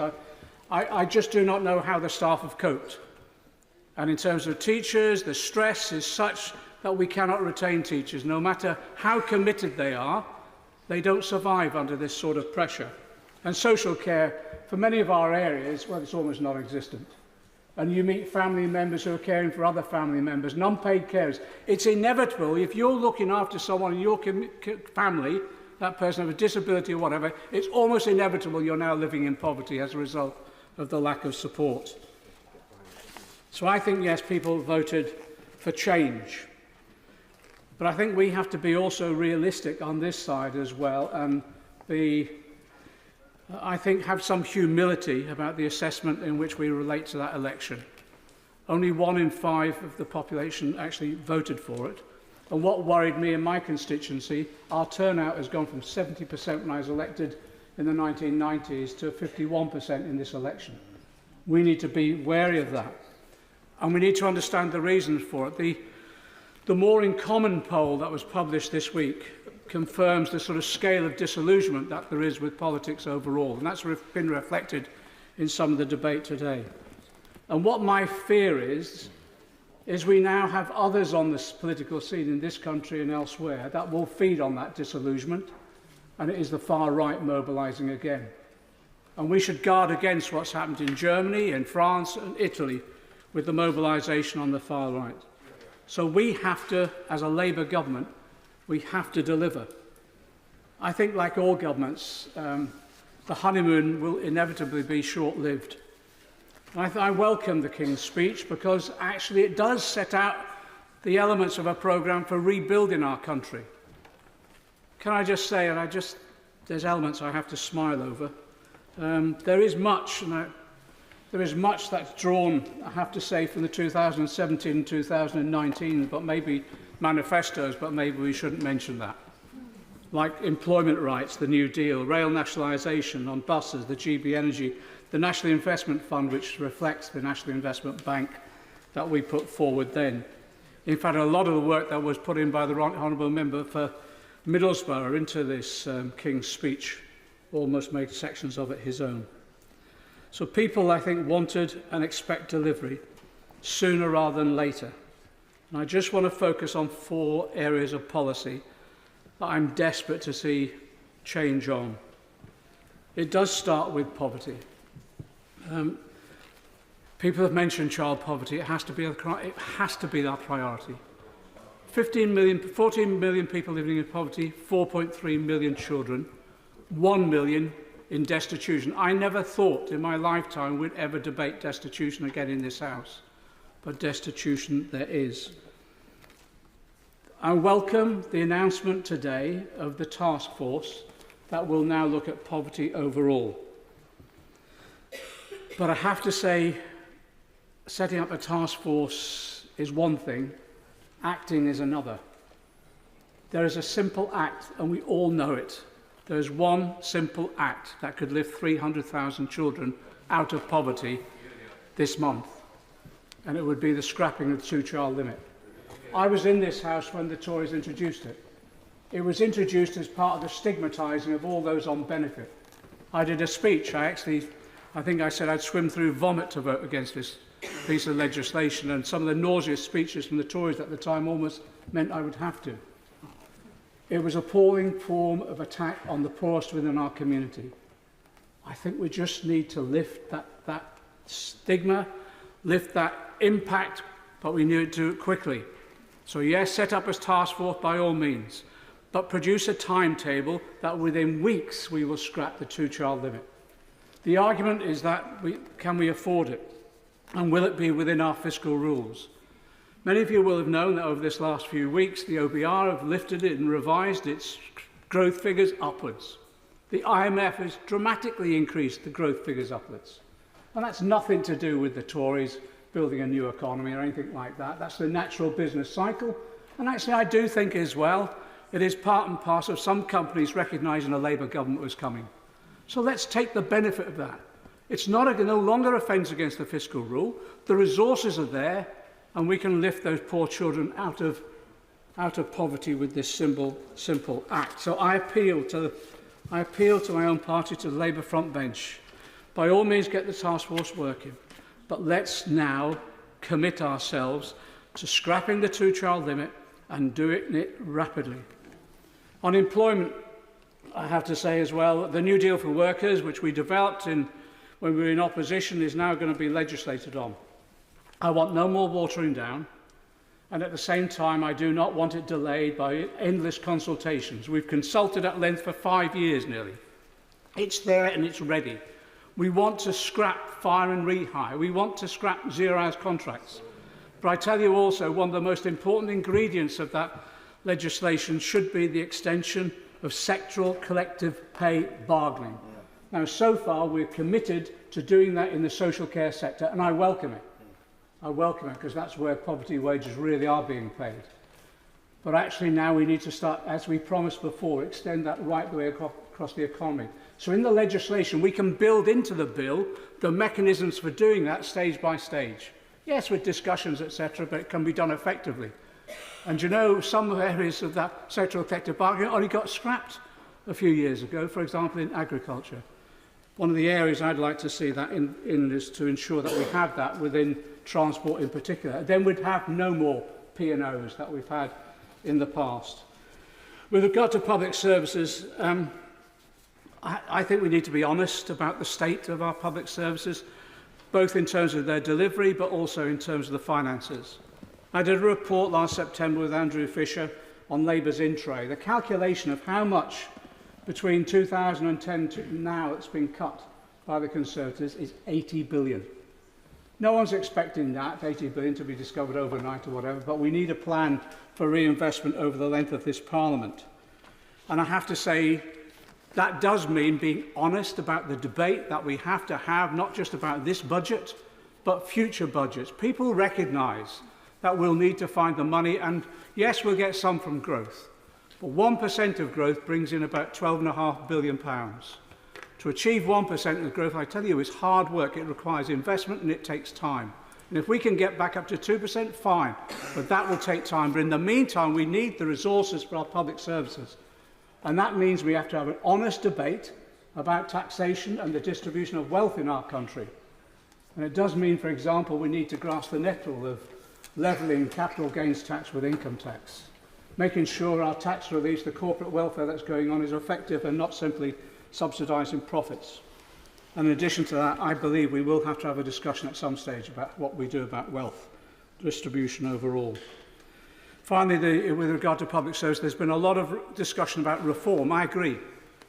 But I want reform to be based and placed in the hands of the frontline staff themselves, those ones who are the experts in delivering this service, but then working with the recipients of those services, the patients, the others.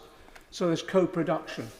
In the disability movement, we've developed that theme of nothing about us without us. And that should be in every sector of public service, so that we are working with those not just who deliver the service, but also those who receive it. And I agree with what's been said also with regard to unpaid carers and the way in which we treat disabled people who now, I'm afraid, live in poverty and under the last government are still stigmatised. We can come to these debates as we run to the next budget. So I actually think my conclusion is carpe diem, seize the moment. We've got a large majority.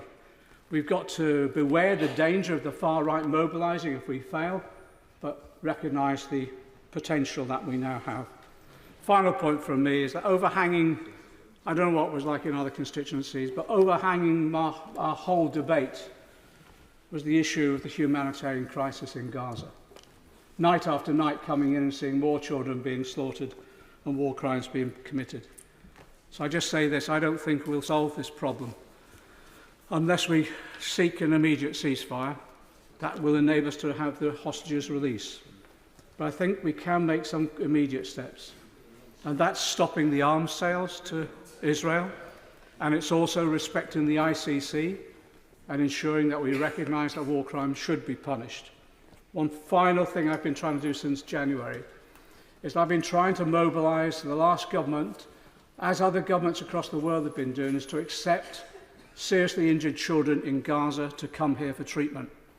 Not one visa has been issued to a Palestinian child for that respect. I've written to the Foreign Secretary and also the Home Secretary, and I'm hoping that our government can welcome those children here so that they can receive the treatment they need and hopefully then be returned to a Palestinian state that we recognise and lives in peace. Thank you, Deputy. Sir Bernard Jenkin. Mr Deputy Speaker, it's a pleasure to see you in the chair this afternoon. And it's an honour to speak so early in this debate and to follow the Right Honourable Gentleman for Hayes and Harlington. And I would remark that his speech, preceded by two others we heard from the opposition benches from the party leaders, is demonstrating that you can't keep a good Parliament down, Mr Deputy Speaker. We've already got the Liberal Democrats trying to rerun the referendum on proportional representation. The SNP want to rerun the referendum on Brexit and, of course, on Scottish independence. And I would encourage the Right Honourable Gentleman to continue a healthy debate about matters such as the two-child policy, because the idea that the bigger majority, the more control you have over your party, has just been demonstrated by the Honourable Gentleman's speech. And I look forward to an entertaining Parliament in that respect.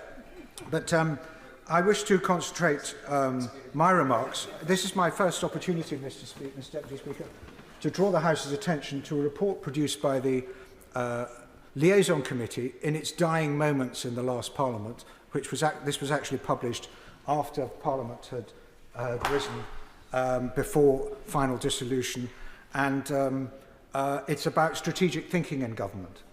And I ask myself whether this King's speech really reflects comprehensive strategic thinking in government. I think it does in parts, but certainly not in others. And it's a significant moment when a newly elected government's King's speech is delivered, because that is when the rhetoric of the campaigning hits the reality of government. So how strategic is this government? Much of the speech is good.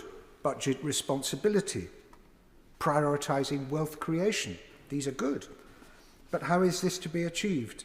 With enhanced employment rights, which we know is a threat to the flexibility of the labour market, which business is already warning will destroy jobs. And what about all these new super quangos, which are rather an echo of Labour governments past? A new Great British Railways, like the failed Strategic Rail Authority under John Prescott, or a new Great British Energy. I don't suppose that's going to be quite like the old Central Electricity Generating Board, but I thought the limits on its authority and spending power make it rather less significant, as the leader of the SNP pointed out. Or the new Industrial Strategy Council, rather like the unlamented National Enterprise Board set up by Tony Benn in 1975. The Prime Minister claimed that this is nothing less than national renewal, but I would suggest that these are little more than the recycling of old failed ideas. And Lords reform, I thought that was going to be not a first-time priority for a Labour government. That's probably just red meat for a few Labour MPs. And a new House of Commons Modernisation Committee. I mean, that's 25 years out of date. The House of Commons modernises itself without having a modernisation committee. But is that really deserving of such prominence in a King's speech as a strategic priority of the government? And the government appears deaf to the ironies of its conflicts within its own programme. It talks of greater devolution of decision-making is at the heart of a modern dynamic economy, and I welcome that. But it's only to do things like take control of buses. It's certainly not to take control of where the houses are built and what the housing targets are in different areas. I welcome the commitment to speed up infrastructure investment. And to that extent, I hope the government will welcome the inheritance of the free ports from the previous government, and particularly the one in Harwich and Felixstowe in my constituency, an initiative which the government should be pleased to advance. It has the support of all the political parties in Harwich who are committed to its success. And with the new government's commitment to fund infrastructure, I look forward to meeting the new minister to discuss how we can develop the Bathside Bay to generate industry and jobs for local people. But the Norwich to Tilbury pylons proposal is a less welcome inheritance, I think the government will find. I welcome the government's objective, quotes, to unlock investment in energy infrastructure, but I would like to assist with that, and it does not mean that the government must blindly approve of anything that National Grid produces at first flush and thinks is a good idea. The Norwich to Tilbury pylons proposal has been much in the national use because of the local campaign against the desecration of unspoiled countryside. But this is not opposition for its own sake. The submission which I will be making in response to the present consultation later this week will set out how Norwich to Tilbury's objectives cannot be achieved with the present scheme and can be achieved more quickly and at less lifetime cost than the present Norwich to Tilbury proposals. Despite what the Prime Minister is trying to insist his programme is, it is still dominated by short-term, the tactics of gaining power and retaining it. You heard it in his jibes at the Conservative Party, rather than addressing the fundamental challenges which threaten our national survival, and I put it at no less than that. What are those challenges? They can be summarised as the 6 big Ds. Debt, digitisation, which is transforming the way we live our lives, decarbonisation, deglobalisation, which has thrown globalisation into reverse as a result of the pandemic and as a result of rising international tensions, demographics, which are afflicting every OECD country, and defence. I very much welcome the appointment of Lord Robertson to help oversee a bipartisan defence review. It will find we need to commit far more than 2.5% of GDP to defence to help prevent another major war. And just keep thinking about Ukraine, and I'm very glad that the Prime Minister mentioned it in his remarks.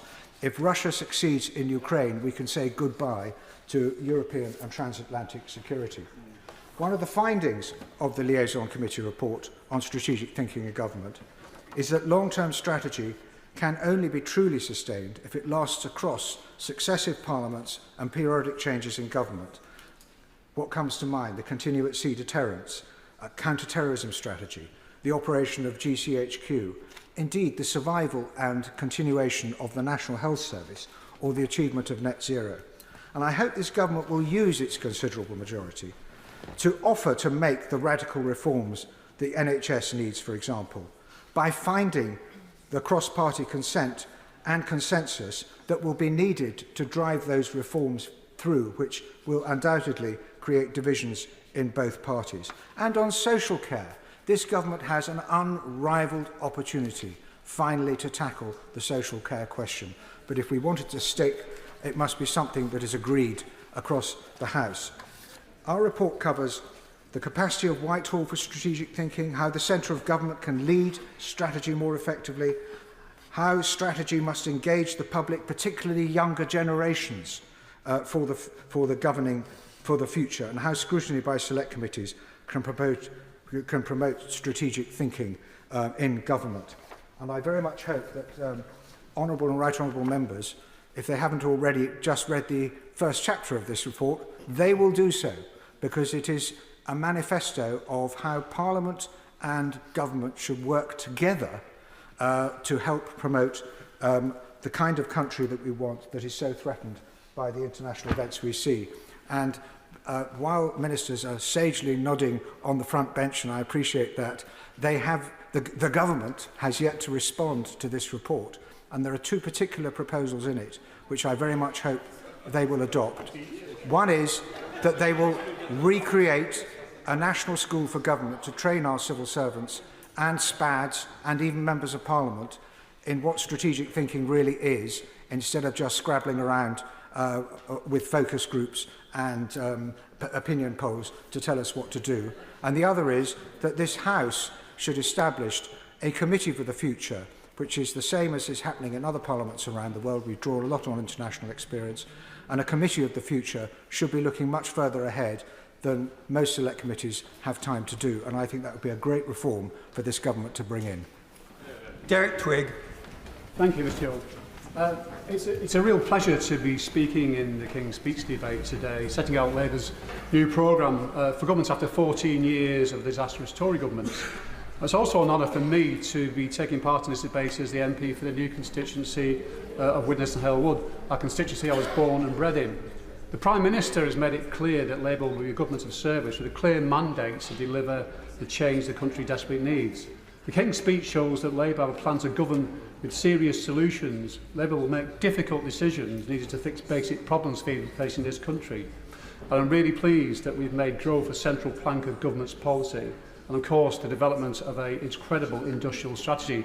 We must also address the serious and long-term problem of productivity that this country has faced. And I hope that a new government will get onto that very, very quickly, because it's something that is a real hold on this country and holding us back.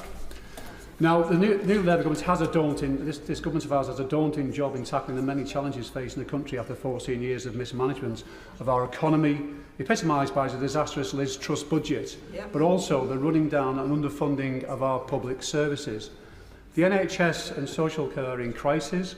People are dying because of delays in treatment. Waiting in a corridor in a hospital now is the norm. And local authorities are struggling to remain financially viable. Rather than stick our heads in the sand or pull the wool over people's eyes as the Tories did, Labour will be straight with people about the problems we inherit. The truth is, there isn't a switch we can flick to fix the country's problems overnight. This is a packed King's Speech, and there's limited time to speak, so I'll focus on just a few areas. I really welcome the decision to bring rail services back into public ownership and improve passenger journeys and deliver better value for taxpayers and establish the Great British Railways. Anyone who's travelled on the Vanti West Coast will know of the many problems faced over a long period of time now, whether it's the fact that they're late, cancelled, Wi-Fi doesn't work, or they haven't got any hot water, or whatever. There are continual problems. We know it's been a failure, so I welcome the decision on that. On the announcement to implement a Hillsborough law, this is something I think is really important, and it'll place a legal duty of candour on public servants and authorities. This government is determined to rebuild trust and foster respect and improve the transparency and accountability and address the culture of defensiveness in the public sector. And I'd like to pay a particular tribute in regards to this decision to the member for Liverpool Garston, who has worked tirelessly to get this to this stage. And I'm really pleased the government has adopted this. But also many colleagues here have worked with her and others on this particular policy. But also, I'd like to say that the member for Liverpool Garston and I go back many years and work very closely with the Hillsborough families. I was actually at the Hillsborough disaster myself, and we know how terrible the experience has been for those families and the fight they've had to fight over the years and the way they were treated by the establishment is just absolutely a scandal. And I hope that they will be somewhat relieved and pleased now to see this progress. Now, also, I want to refer to the tackling the mental health crisis and modernising the Mental Health Act so it's fit for the 21st century. And this will help deliver the government's mission to see people living healthier lives for longer and put patients at the centre of decisions about their health. But I want to just raise as well, there's a massive challenge in terms of children's mental health waiting list and children's mental health services, the Children's and Adolescent Mental Health Service itself. So I'd like really the government to focus on that particular part, because there is really problem. I'm sure every member of Parliament here will face many constituents come to them around this issue. But also the issue about suicides and having a proper policy and a plan to try and do all we can to reduce that, particularly amongst young men. So I welcome any changes and involvement the government is going to take place there.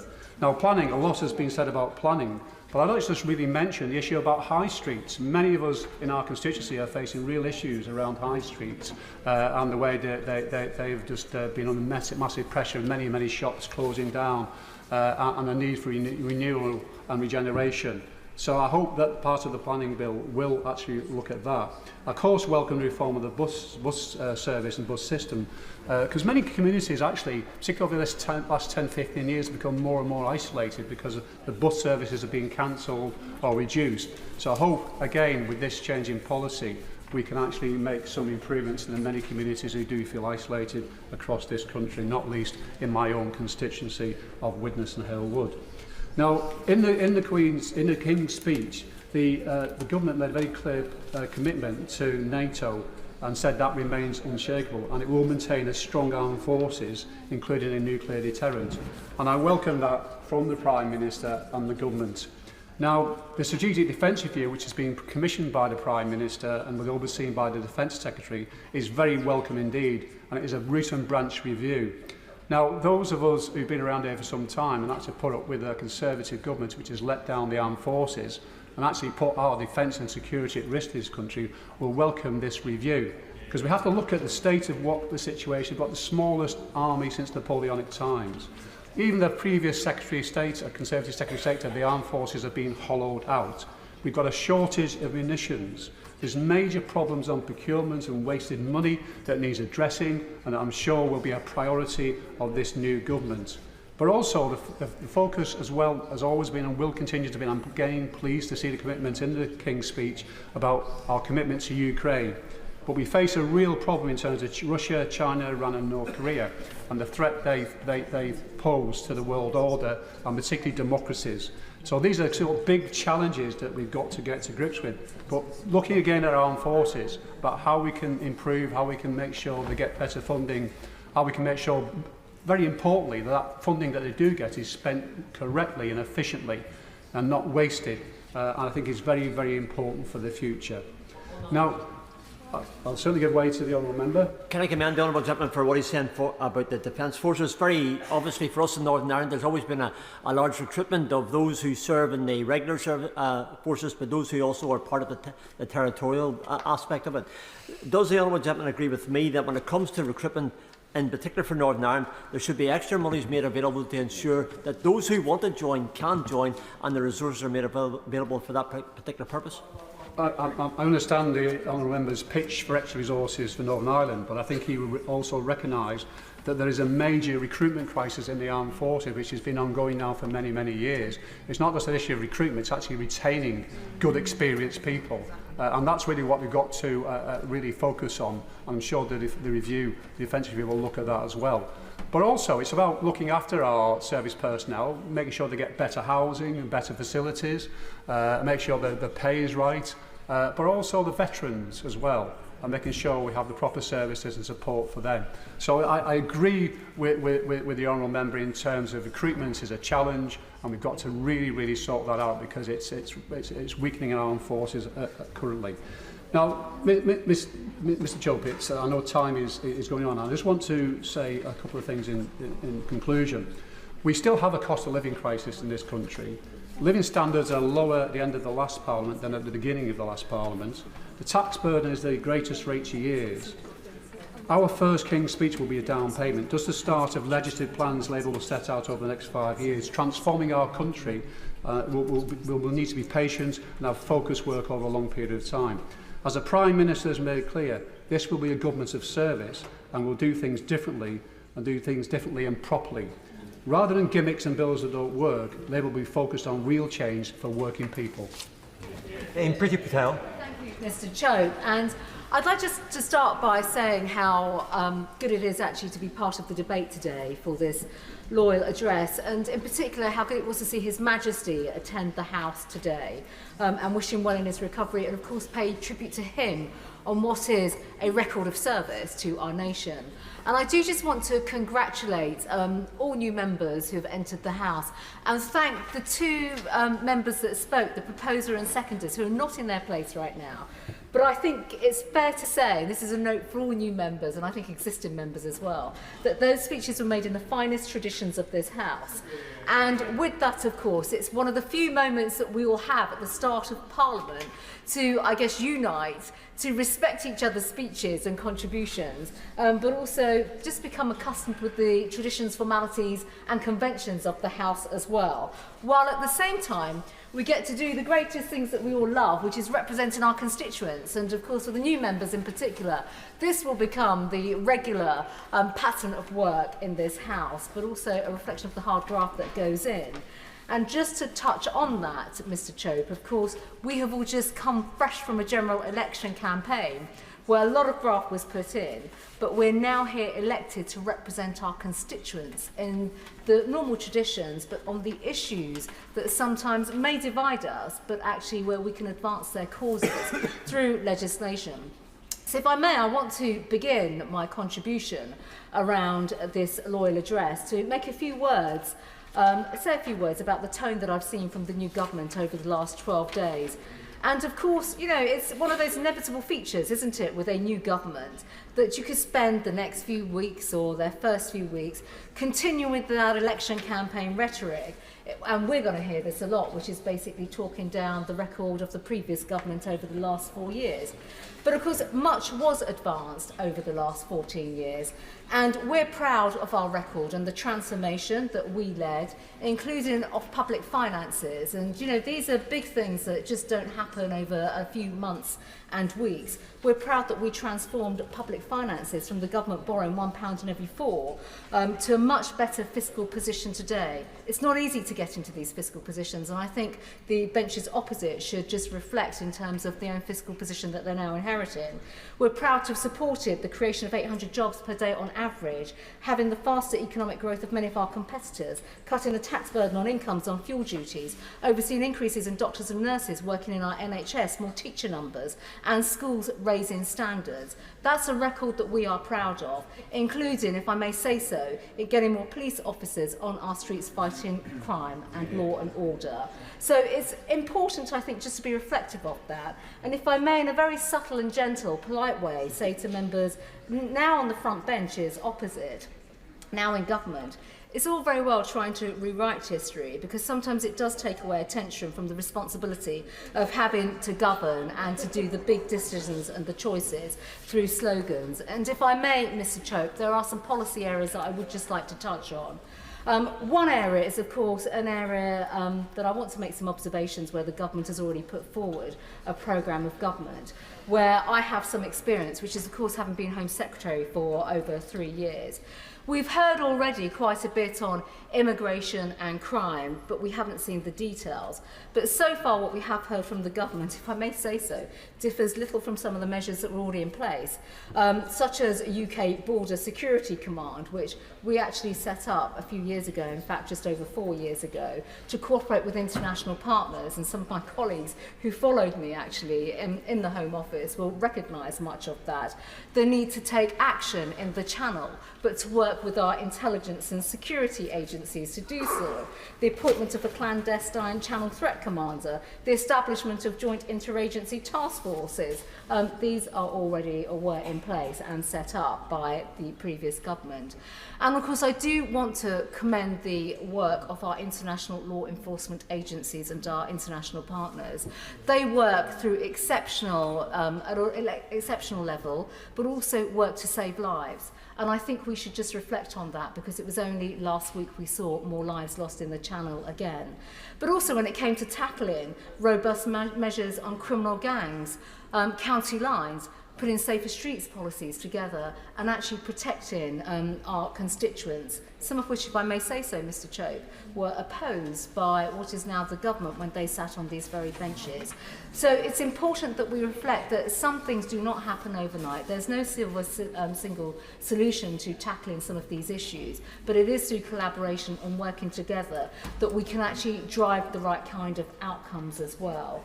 If I may say so as well, on law and order, we heard actually the Prime Minister speak about law and order today, and I welcome many of those comments and reflections on safer streets, on tackling counter-terrorism, but also basically when it comes to addressing some of the most appalling things that we still see and we will continue to see, which is violence on our streets, domestic abuse, victims suffering at the hands of criminals. And of course, none of us want to see prisoners released early from prison, but quite frankly, it's important that we do focus on the victims of crime and have the right punishments in place to ensure that those perpetrators of crime in particular are given tough sentences, which again I noticed were opposed in the previous Parliament, but actually we get that fairness back into our system when it comes to law and order. If I may, Mr. Chope, one of the great achievements of the last government was actually the expansion of renewable energy generation.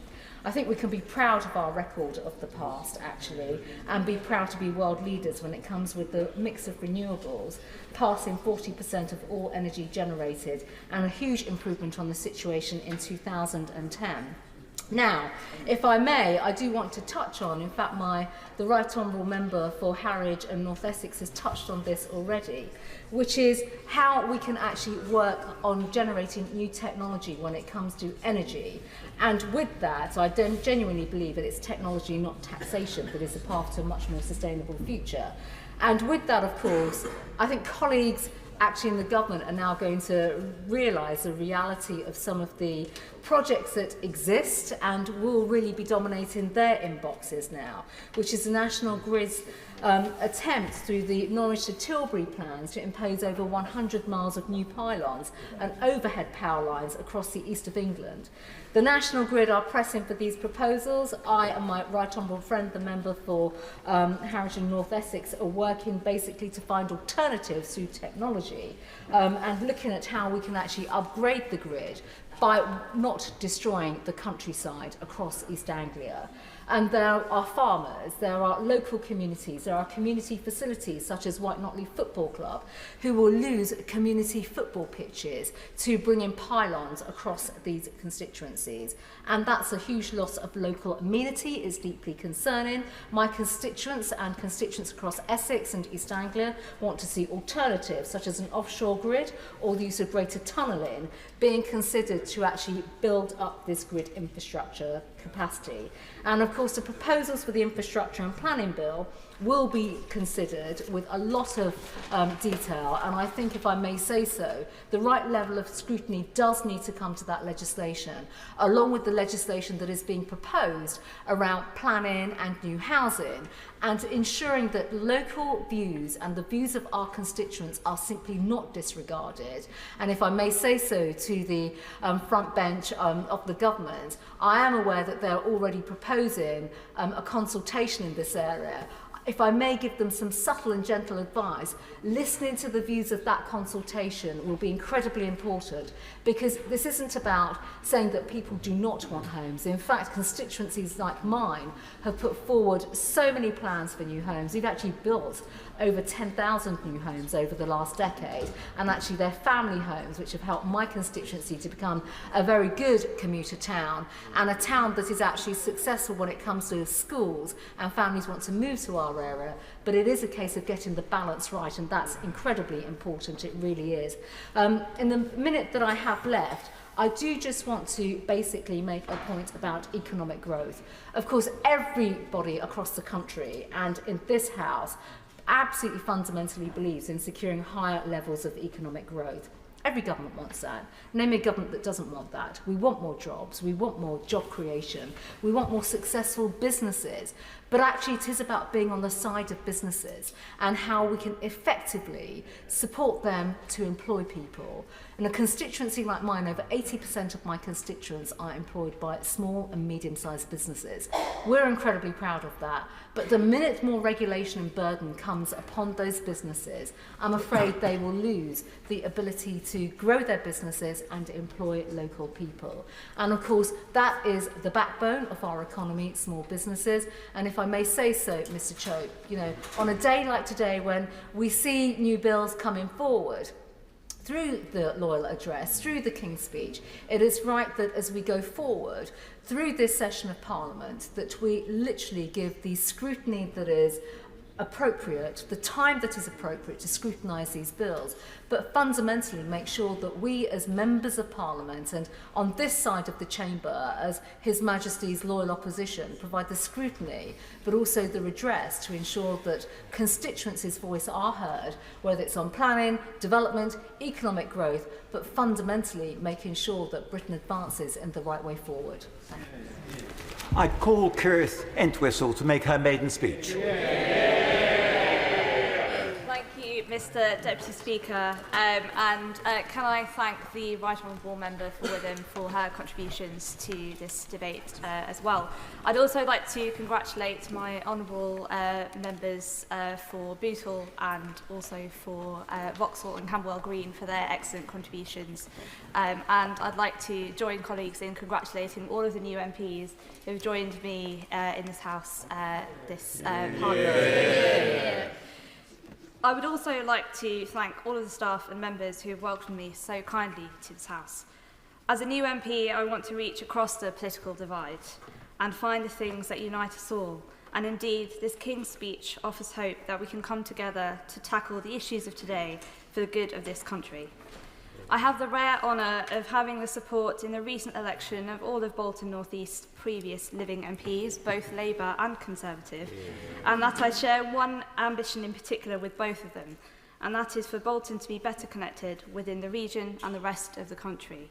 And I welcome the announcements in the King's Speech on transport today.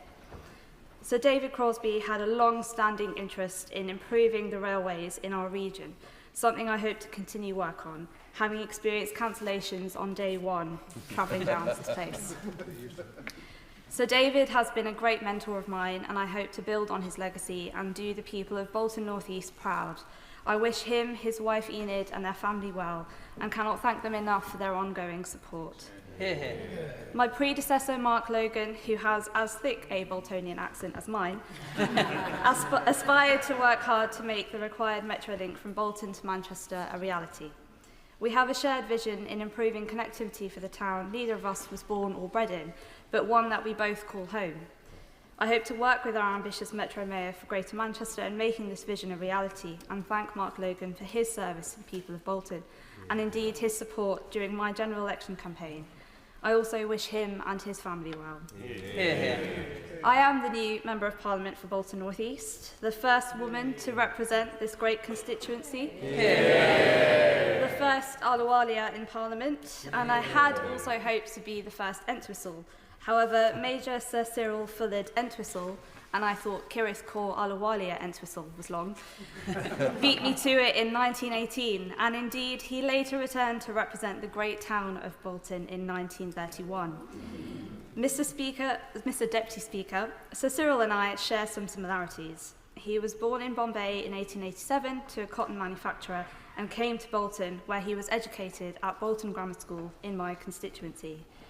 How fitting is it then, Mr. Deputy Speaker, that all these years later, a second-generation Indian immigrant would move to Bolton, settle down, and then represent our great town in Westminster? Hear, hear. Sir Cyril was also an early advocate for equal rights, introducing the Matrimonial Causes Act 1923 as a private member's bill to give women legal equality in divorce cases. We have come a long way since then, as a nation and society, in improving the rights of women and those from ethnic minority backgrounds, such as myself. It is my hope that I can go further during my time here and support great initiatives like the Pregnant No Screwed campaign, play my part in closing the gender and ethnicity pay gap, improve parental rights, and continue to shape a country that is more accessible, accommodating, and inclusive. Bolton is a town of great innovation, entrepreneurship, and industry, with it being the birthplace of the spinning mule invented by the late, great Samuel Crompton. Mr. Deputy Speaker, having had the privilege of meeting so many fantastic entrepreneurs throughout my campaign, I want to pay particular tribute to the great female entrepreneurs I encountered. Alison Angel, a female mentor who has helped women launch, grow, and develop sustainable businesses, and Mrs. Farida Patel, who owns the shop Mum's Mate in Halliwell, a particularly formidable woman who, alongside her daughters Nazanin and Mezzabine, go above and beyond for their local community. I also had the privilege of meeting Anita, who set up the Bolton Women in Business Awards and voted for the first time in this election and decided to put her faith in me. I also want to mention the inspirational organisation Fort Alice, a Bolton-based charity providing frontline services for people who are or have been affected by domestic abuse and violence. These women helping women, standing up and being exceptional role models in our town, Mr. Deputy Speaker, are the reason I am so proud to stand here today, to tell their stories, to do what I can to support them, and to highlight the incredible work Boltonians have done and are doing. I am also the first Sikh to represent the constituency of Bolton North East. The Sikh values of seva, service for the betterment of others, and humility are visible throughout Bolton. It's in our history, and it has been woven through the very fabric of our town. Community assets like the Bolton Lads and Girls Club, the Octagon Theatre, Bolton Museum and Library are testament of this. And I will do my utmost to keep these at the heart of everything that I do here, and will do my best to protect them and restore rich heritage centres such as the Hallethwaite Museum. I have found a great source of pride in Bolton, Mr. Deputy Speaker, and it is this pride for our great town that I wish to reflect here in Westminster. I have both the desire and the determination to improve our town, in particular our town centre, which I wish to see revitalised and renewed, and to give our young people hope and a chance of a brighter future again. And finally, to see our history and heritage rightly celebrated. For this little Indian girl from the culture-rich Southall, it is a great honour and a privilege to represent this fascinating and heritage-rich town of Bolton. It is time for me to get to work on the role that the wonderful and humble people of Bolton North East have sent me here to do. Robert Jenrick. Thank you, Mr. Deputy Speaker, and can I begin by congratulating the Honourable Lady on her maiden speech. It's quite clearly a real achievement to be the first to make a maiden speech, and I'm sure members on both sides of the House will join me in congratulating her and wishing her well in the years ahead here in Parliament. Can I welcome all new members to this House, not least because some of you make me look older, which I've been looking for some time. Well, I remember when I was first sworn in the House and I entered in a by-election and so swore in on my own in a class of one, and there was a real heckle on that occasion from the beast of Bolsover. And he said, "Is he here on work experience?" And everyone laughed. But I have a few more grey hairs now, 10 years on, and have just been through a difficult general election in North Nottinghamshire. And I want to begin my remarks by saying a special thank you to my constituents for doing me the great honour and privilege of re-electing me, made all the more so on a difficult night, clearly, for my party. I will use my time in this House over the course of this Parliament to represent them with all of the vim and vigour that I possibly can. Having served as a minister in each of the governments of the last 5 Prime Ministers, I know what a special privilege it is to serve as a minister, and so can I wish our successors in office all best wishes and all good luck in the years ahead. As a patriot, we all know that this government's success is our success, and we want them to tackle the great challenges facing our country and to enjoy their time in office as much as I did in my years in ministerial office. The course of the general election made a number of things clear to me. There were many things that I was deeply proud of that our government achieved and which I will fiercely defend in the months and the years ahead, taking a bankrupt country and righting our public services and public finances, ensuring a decade of good employment when we inherited high unemployment, particularly amongst young people, ensuring that we led Europe in the defence of Ukraine. I'll give way in a second to the honourable member, but let me finish my point. Ensuring that we reformed our education system, and so that we now outstrip countries all over the world for the literacy and the numeracy of our children. Ensuring that we were one of the greatest countries in the world for tackling environmental challenges, decarbonising faster than any other G8 country. For all those and other reasons, I will always defend the record of the last Conservative government. But I'll come on in a moment to some of the lessons that I learnt of its failings. But I'll give way to the honourable member first. I thank the member for giving way. Is he suggesting that voters on July the 4th were ungrateful? Well, I didn't quite hear the honourable, but if he was asking whether or not the electorate was wrong, no. No politician should ever doubt the electorate. But it's right that we defend the things that we did well in government, and that there is a proper diagnosis of what we got right and what we got wrong. I think we did get some things wrong. When we stood in 2019, we promised to get Brexit done, and we did that. We got Brexit done and we restored our sovereignty as a nation, a great and lasting achievement. But we also promised that we would secure our borders, that we would ensure a strong economy and lower taxes, and a strong NHS and public services, which the public rightly expect. And on those counts, we did not deliver the services, the lower taxes, the level of economic growth, and the migration system that we promised and which the public rightly expect. The baton for those things now passes to this Labour government. And where it succeeds, I will welcome and support it. Where it falls short, I will challenge it. Because we want to ensure that those great issues facing our country are properly addressed. We live in one of the greatest times to be alive, but it is a time of immense change, when there is a shift in power from west to east, when new technology like AI is upending old industries, where there is an age of mass migration, which is challenging the pace of change in our country, creating huge pressures on housing and public services, on integration, making it harder to build the united country that we all want to see. And I worry that what we saw today in this King's speech does fall short of some of those great challenges. There are undoubtedly bills which I welcome. For example, the bill on the Holocaust Memorial, a project that I have been involved in for many years, and I'm delighted this new government will take forwards. Some are radical, like the changes in our energy policy, and I worry that they are radical for all the wrong reasons.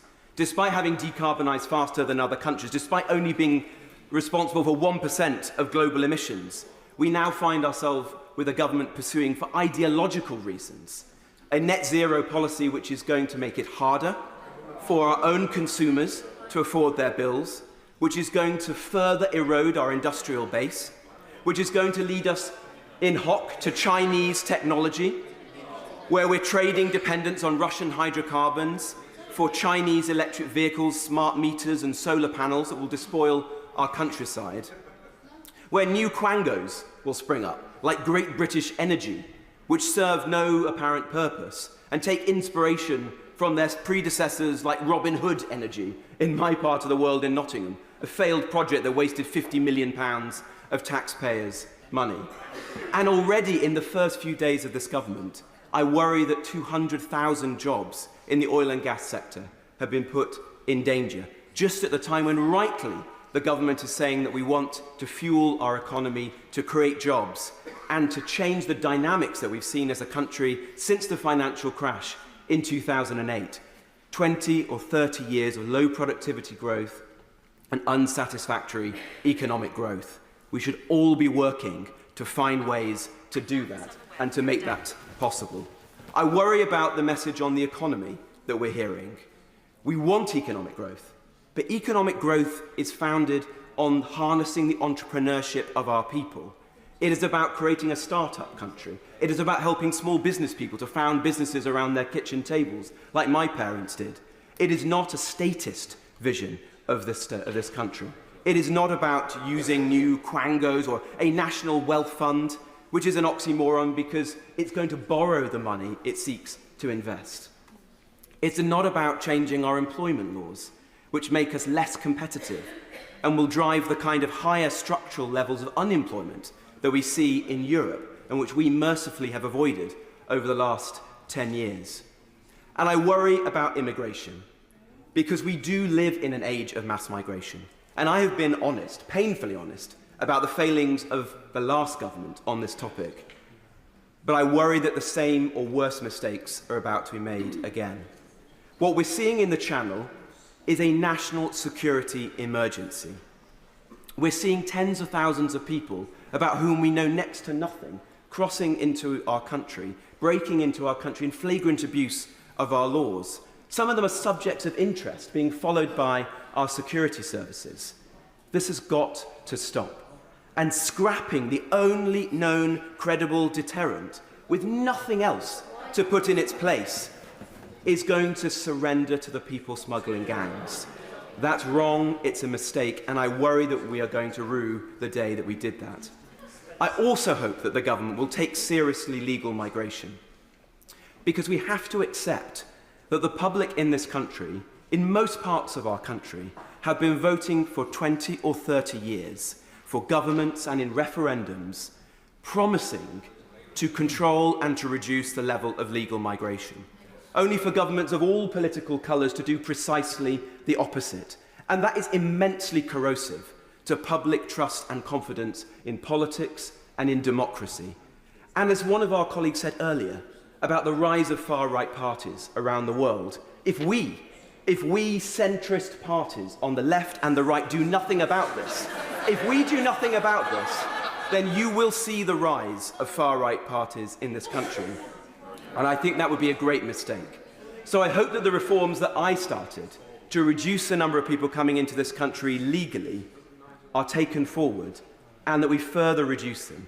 Because we could have used this King's speech today to implement a legal cap on net migration, embedded by Parliament in law. We haven't done that. And that will mean further pressure on housing, on public services, and on the pace of change. Let me close with this. The Prime Minister has said that he wants this to be a new era in which politics is defined by service. And I think we will all agree on that point. It should be. But the question is, who do we serve?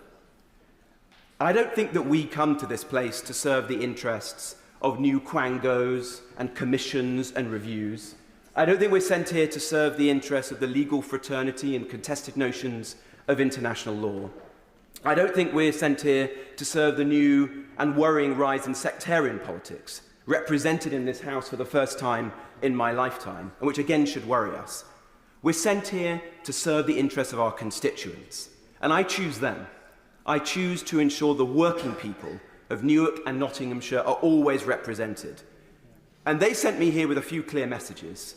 Secure our border, reduce immigration, lower our taxes, stop the crimes, build homes, build a more united country, cohesive, integrated, not riddled by the poison of left-wing identity politics. That's what I'm here to fight.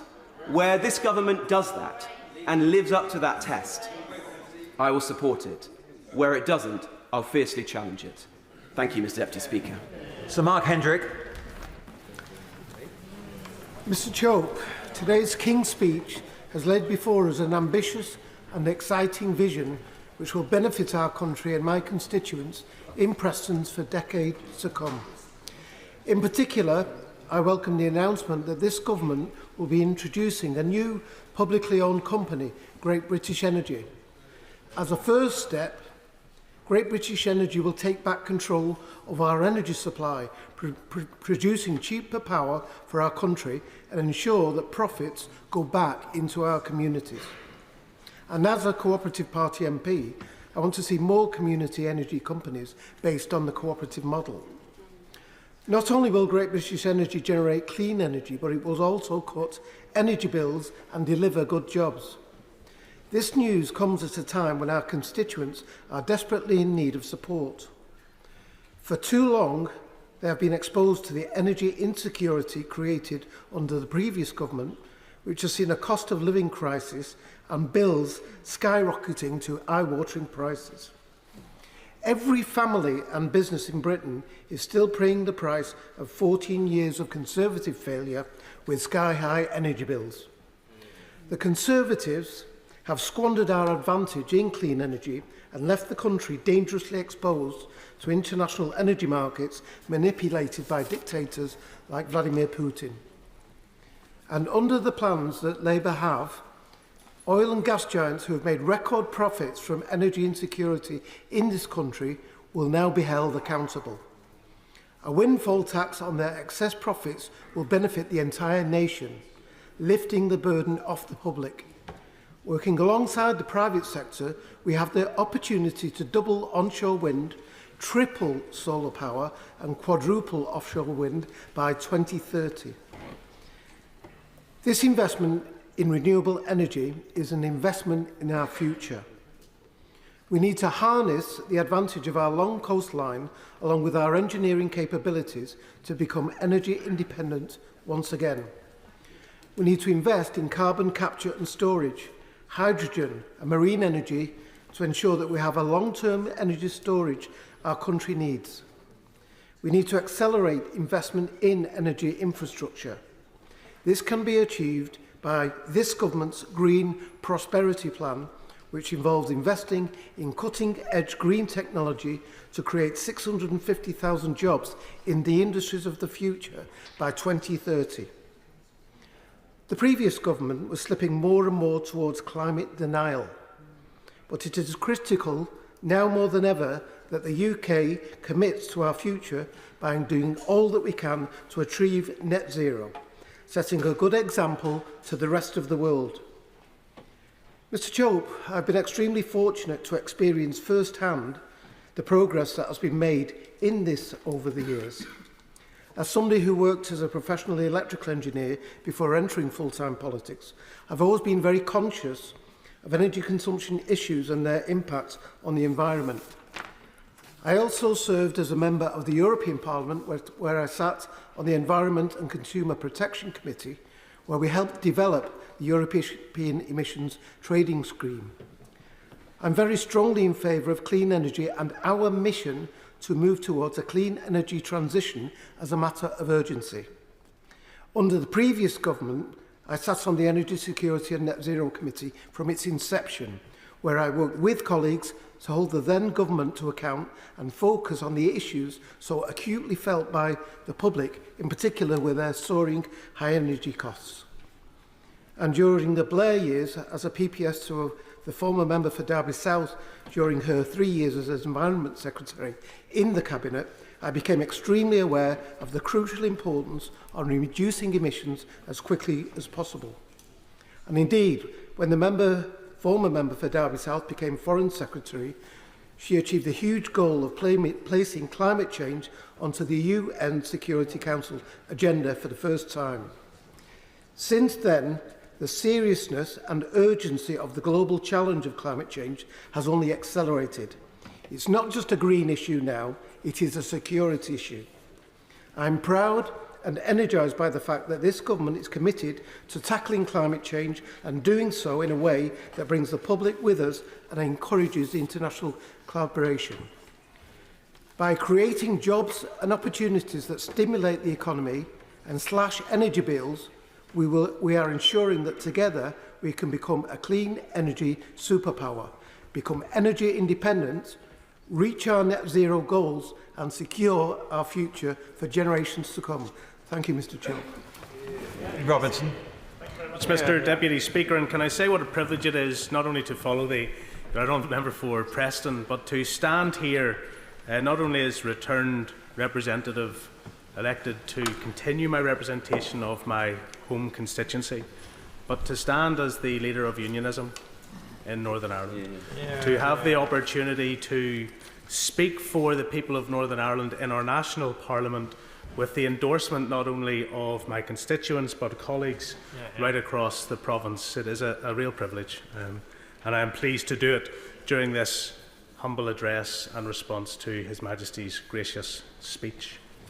The election, of course, Mr. Deputy Speaker, you know, brought with it some challenges, and we don't have two of our colleagues that I would have liked to have been here with us today. And I thank Ian and Paul both for their contribution and service to national politics and to politics more broadly in Northern Ireland. But we're not without hope, and I think it is very clear that the additions to the parliamentary team, even though not of our party, will make a significant contribution to life in their constituencies in Northern Ireland and to this place as well. Mr. Deputy Speaker, in considering how to respond to this loyal and gracious speech, I think the first thing to say is that we hold His Majesty not responsible for one bit of it, but it is, of course, the agenda of this government. And if you were to ask someone in rural Ireland for directions, you might find them responding to say, I wouldn't start from here. Now, when I read through the King's speech, I want to welcome the commitment to repeal the provisions of the Legacy Act. And I say that as somebody who, over the last 9 years, and alongside colleagues for longer than I, have been consistent in our approach to dealing with issues of legacy in Northern Ireland. And that's not something that everyone in this chamber can say. Over the last number of years, we appreciated the opposition that the Labour benches offered in the face of the Conservative government's pursuit of this Legacy Act. We appreciated the response that we got from colleagues opposite when they recognised that the removal of the pursuit of justice was obnoxious to victims, people who lost the opportunity to pursue answers and outcomes on behalf of their loved ones. But the corruption of justice in Northern Ireland commenced decades ago. The early release of prisoners was a corruption of justice. The on-the-runs legislation, ill-fated though it was a corruption of justice. And the letters of comfort indicating to terrorists that they would not face prosecution was a corruption of justice.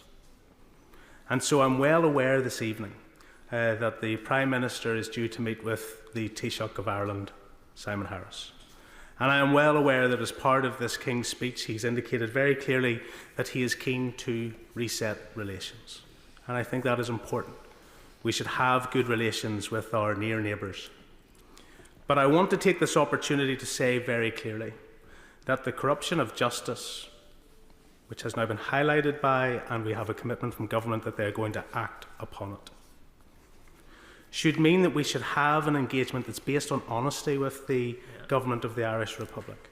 And there should be gentle and encouraging challenge to say they have failed in their responsibilities on legacy.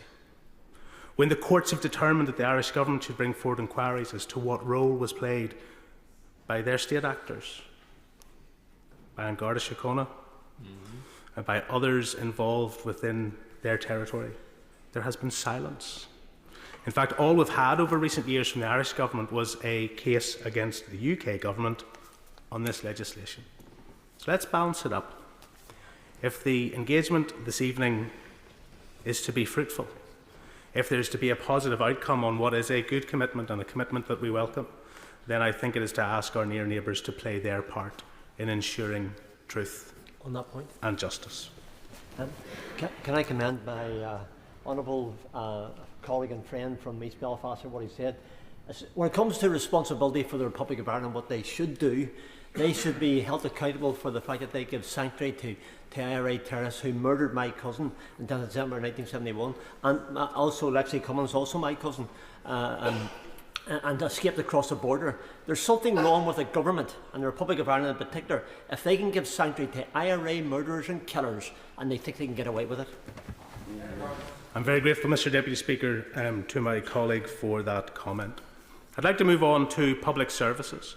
Over the last number of years, we've been campaigning about the fact that public services in Northern Ireland are constrained because the Barnett formula has not served us well, and we've been getting less than what the Northern Ireland Fiscal Commission and Council have accepted we need. That means year on year public services are being reduced in Northern Ireland. That means year on year we are not getting the sort of uplift required to make sure our constituents benefit from devolution. And new members to this House won't have probably experienced the protracted agony around devolution in Northern Ireland and the importance of getting it restored 5 months ago. But one part of that was ensuring that there was sufficient public finances available. And I think there is a key opportunity, though not mentioned in this King's speech, but hopefully something that the new incoming government will focus on, to draw upon the lessons of the Holtham Commission from Wales, to draw upon the positive uplift that is there, not to provide us with need, but what we need and what we need to reform, what we need to transform public services. Because at the moment, the challenges aren't about how we grow, how we develop the provisions for our people, irrespective of their community background in Northern Ireland. It's about what special schools we close. It's about what hospitals we close. It's about what services we stop providing. And I ask, as somebody who speaks for our corner of the United Kingdom in this place, that there would be earnest engagement on public services and public funding in Northern Ireland.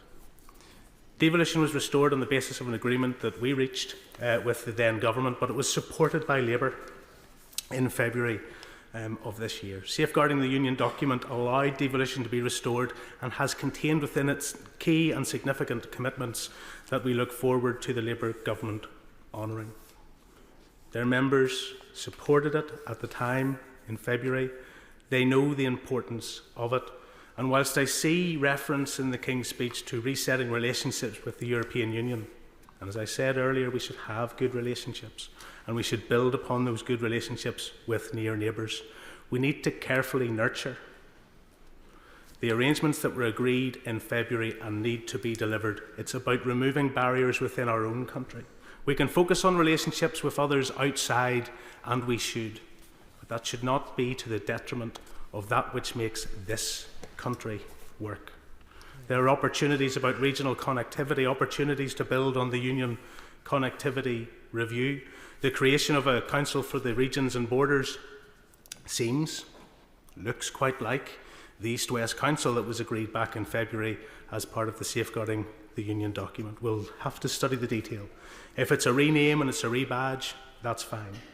But we need to talk about how do we move people and products from one part of our country to another. Where's the connectivity review work on the A75 when you move from Northern Ireland into Scotland and down toward Carlisle? How do we think about this as a national endeavour? There will be Scottish members of Parliament now newly elected on the Labour benches who will take a keen interest in making sure that the union works across the United Kingdom, and we want to play our part in that.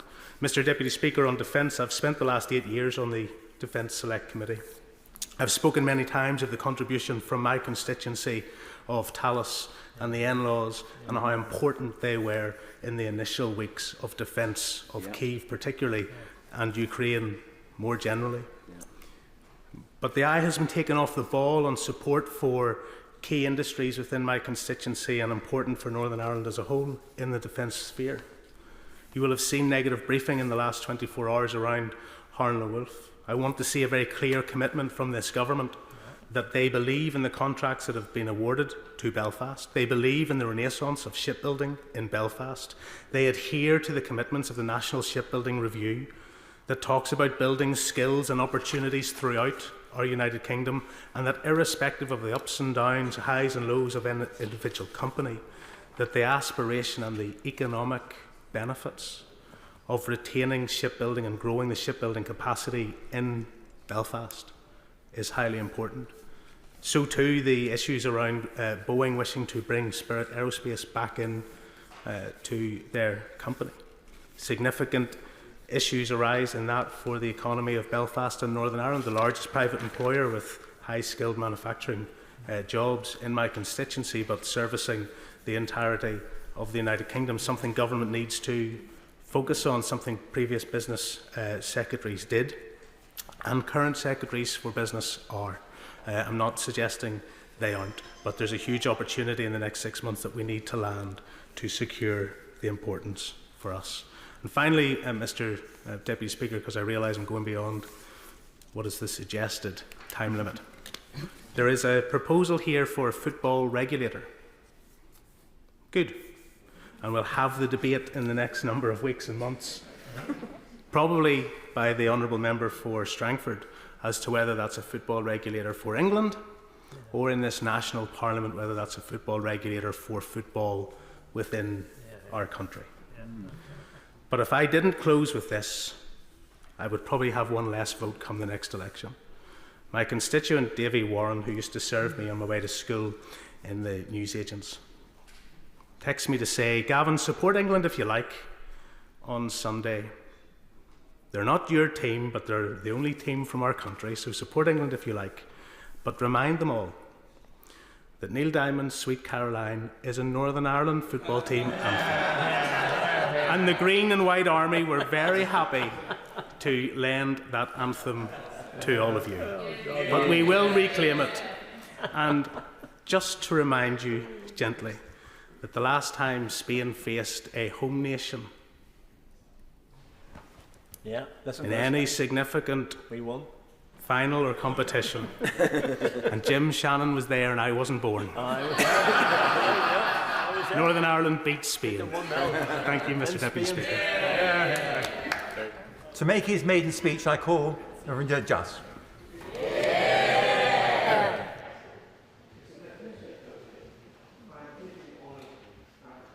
To represent the new constituency of Wolverhampton West. It was created by the incorporation of 7 wards from the previous Wolverhampton South West constituency, with 1 ward coming from the previous Wolverhampton North East constituency and 1 ward coming from Wolverhampton South East constituency. As with so many other places in our country, housing is a major issue in my constituency. I'm pleased to note the housing measures set out by His Majesty's government in the gracious speech. Our country faces a growing housing crisis. In the year to March 2024, the number of new homes started by builders in England was about 135,000, a 22% fall on the previous year. Housing completions in England were only about just over 153,000 units, representing a 12% annual fall. Moreover, planning applications have fallen. In late November 2018, Prime Minister David Lloyd George chose to start his general election campaign in what is now the Wolverhampton West constituency with the famous Homes Fit for Heroes speech. He demanded better homes, saying, "What is our task? To make Britain a fit country for heroes to live in." I echo that sentiment and have every confidence that the government of today will deliver a significant boost to housing bills, especially, I hope, council housing, just as it did in the 1920s and the 1960s. Less than 25 years ago, it was possible to allocate a one-bedroom Wolverhampton council flat in less than 48 hours. Now it seems that the waiting list in so many parts of our country nears 48 months. We desperately need a mass programme of building council housing, quite literally an investment for the future. I'm a proud son of Wolverhampton, a Wolfronian, so called because our city was founded over 1,000 years ago by Lady Wolfram, and it is perhaps the only city in our country founded by a woman. I have lived in the city that I love since arriving from East Africa at the age of 4. I went to school in the city, went to college there, went to university, did my law degree, did my professional exams there, and did my legal training in a solicitor's office in the city to begin with. I've spent my working life as a social justice lawyer in the great firm of Thompson Solicitors, focusing on work for trade union members and on clinical negligence cases. Wolverhampton has a long and proud tradition of manufacturing, formerly being home to the renowned companies such as Sunbeam Cars, which held the land speed record, and Dye Motors, and incidentally my father worked on a lathe machine at Dye Motors. The constituency also contains the headquarters of Marston's, a big pub chain whose brewery in this month is being sold to Carlsberg, and I wish to work with others to encourage them to continue our city's 149-year tradition as a major brewing location. Our city has a fine tradition of assisting the disadvantaged. For example, headquartered in the constituency is the Haven, which is the second oldest charity in the country, providing refuge accommodation for women and children escaping domestic abuse. We are also the head office of the excellent Refugee and Migrant Centre, a national centre of expertise. I'm a long-standing and active trade unionist and on the Executive Council of the GMB. And I'm always conscious that the first national union agreement with an employer for an 8-hour day was actually signed in Wolverhampton in the 1930s. Those who are unfortunate enough not to know Wolverhampton are often surprised as to how much our city has to offer. We have a Premier League football team, Wolverhampton Wanderers, the Wolves, and I'm a proud wearer of the Wolves badge as well. I'm fortunate enough to have a season ticket at the club with my son. And in this week of English football, and our England players did us proud, we have achieved so much as an England football team. Bearing that in mind, I recall that for many years, Tan Cullis, who lived in the city whilst he was the England manager. And I also recall the great Wolves player Billy Wright, who captained the England football team on the most occasions. And we have a statue of Billy Wright in the city centre stadium, the Molyneux. Correspondingly, perhaps the best-known captain of the England cricket team was Rachel, later Baroness Hayhoe Flint, who in 1963 hit the first 6 in a women's test match against the old enemy Australia, and who was unbeaten in 6 test series. Also capped for England in hockey, she grew up in the city and lived there all of her life. The constituency is also home to the country's first all-weather floodlit racecourse. Despite the budget cuts of recent years, there are 3 hospitals in Wolverhampton West and many fine schools, and I'm pleased to say 4 special schools. We are blessed with cultural facilities, such as the fantastic Victoria-era West Park, the 19th century Grand Theatre, the finest arts and crafts National Trust House in the country, Whitwick Manor, and the Wolverhampton Art Gallery, home to nationally important collections of pop art and of Northern Ireland Troubles art. I will now note the contributions and influence of my predecessors, regrettably the most well-known of whom may be Enoch Powell. But having lived in Wolverhampton since the age of 4, I can attest that community relations have improved very markedly. And this has not happened by chance. It has come by because of hard work by very many people, including several of my predecessors, and by groups such as Wolverhampton Interfaith, of which I have been a member for several years.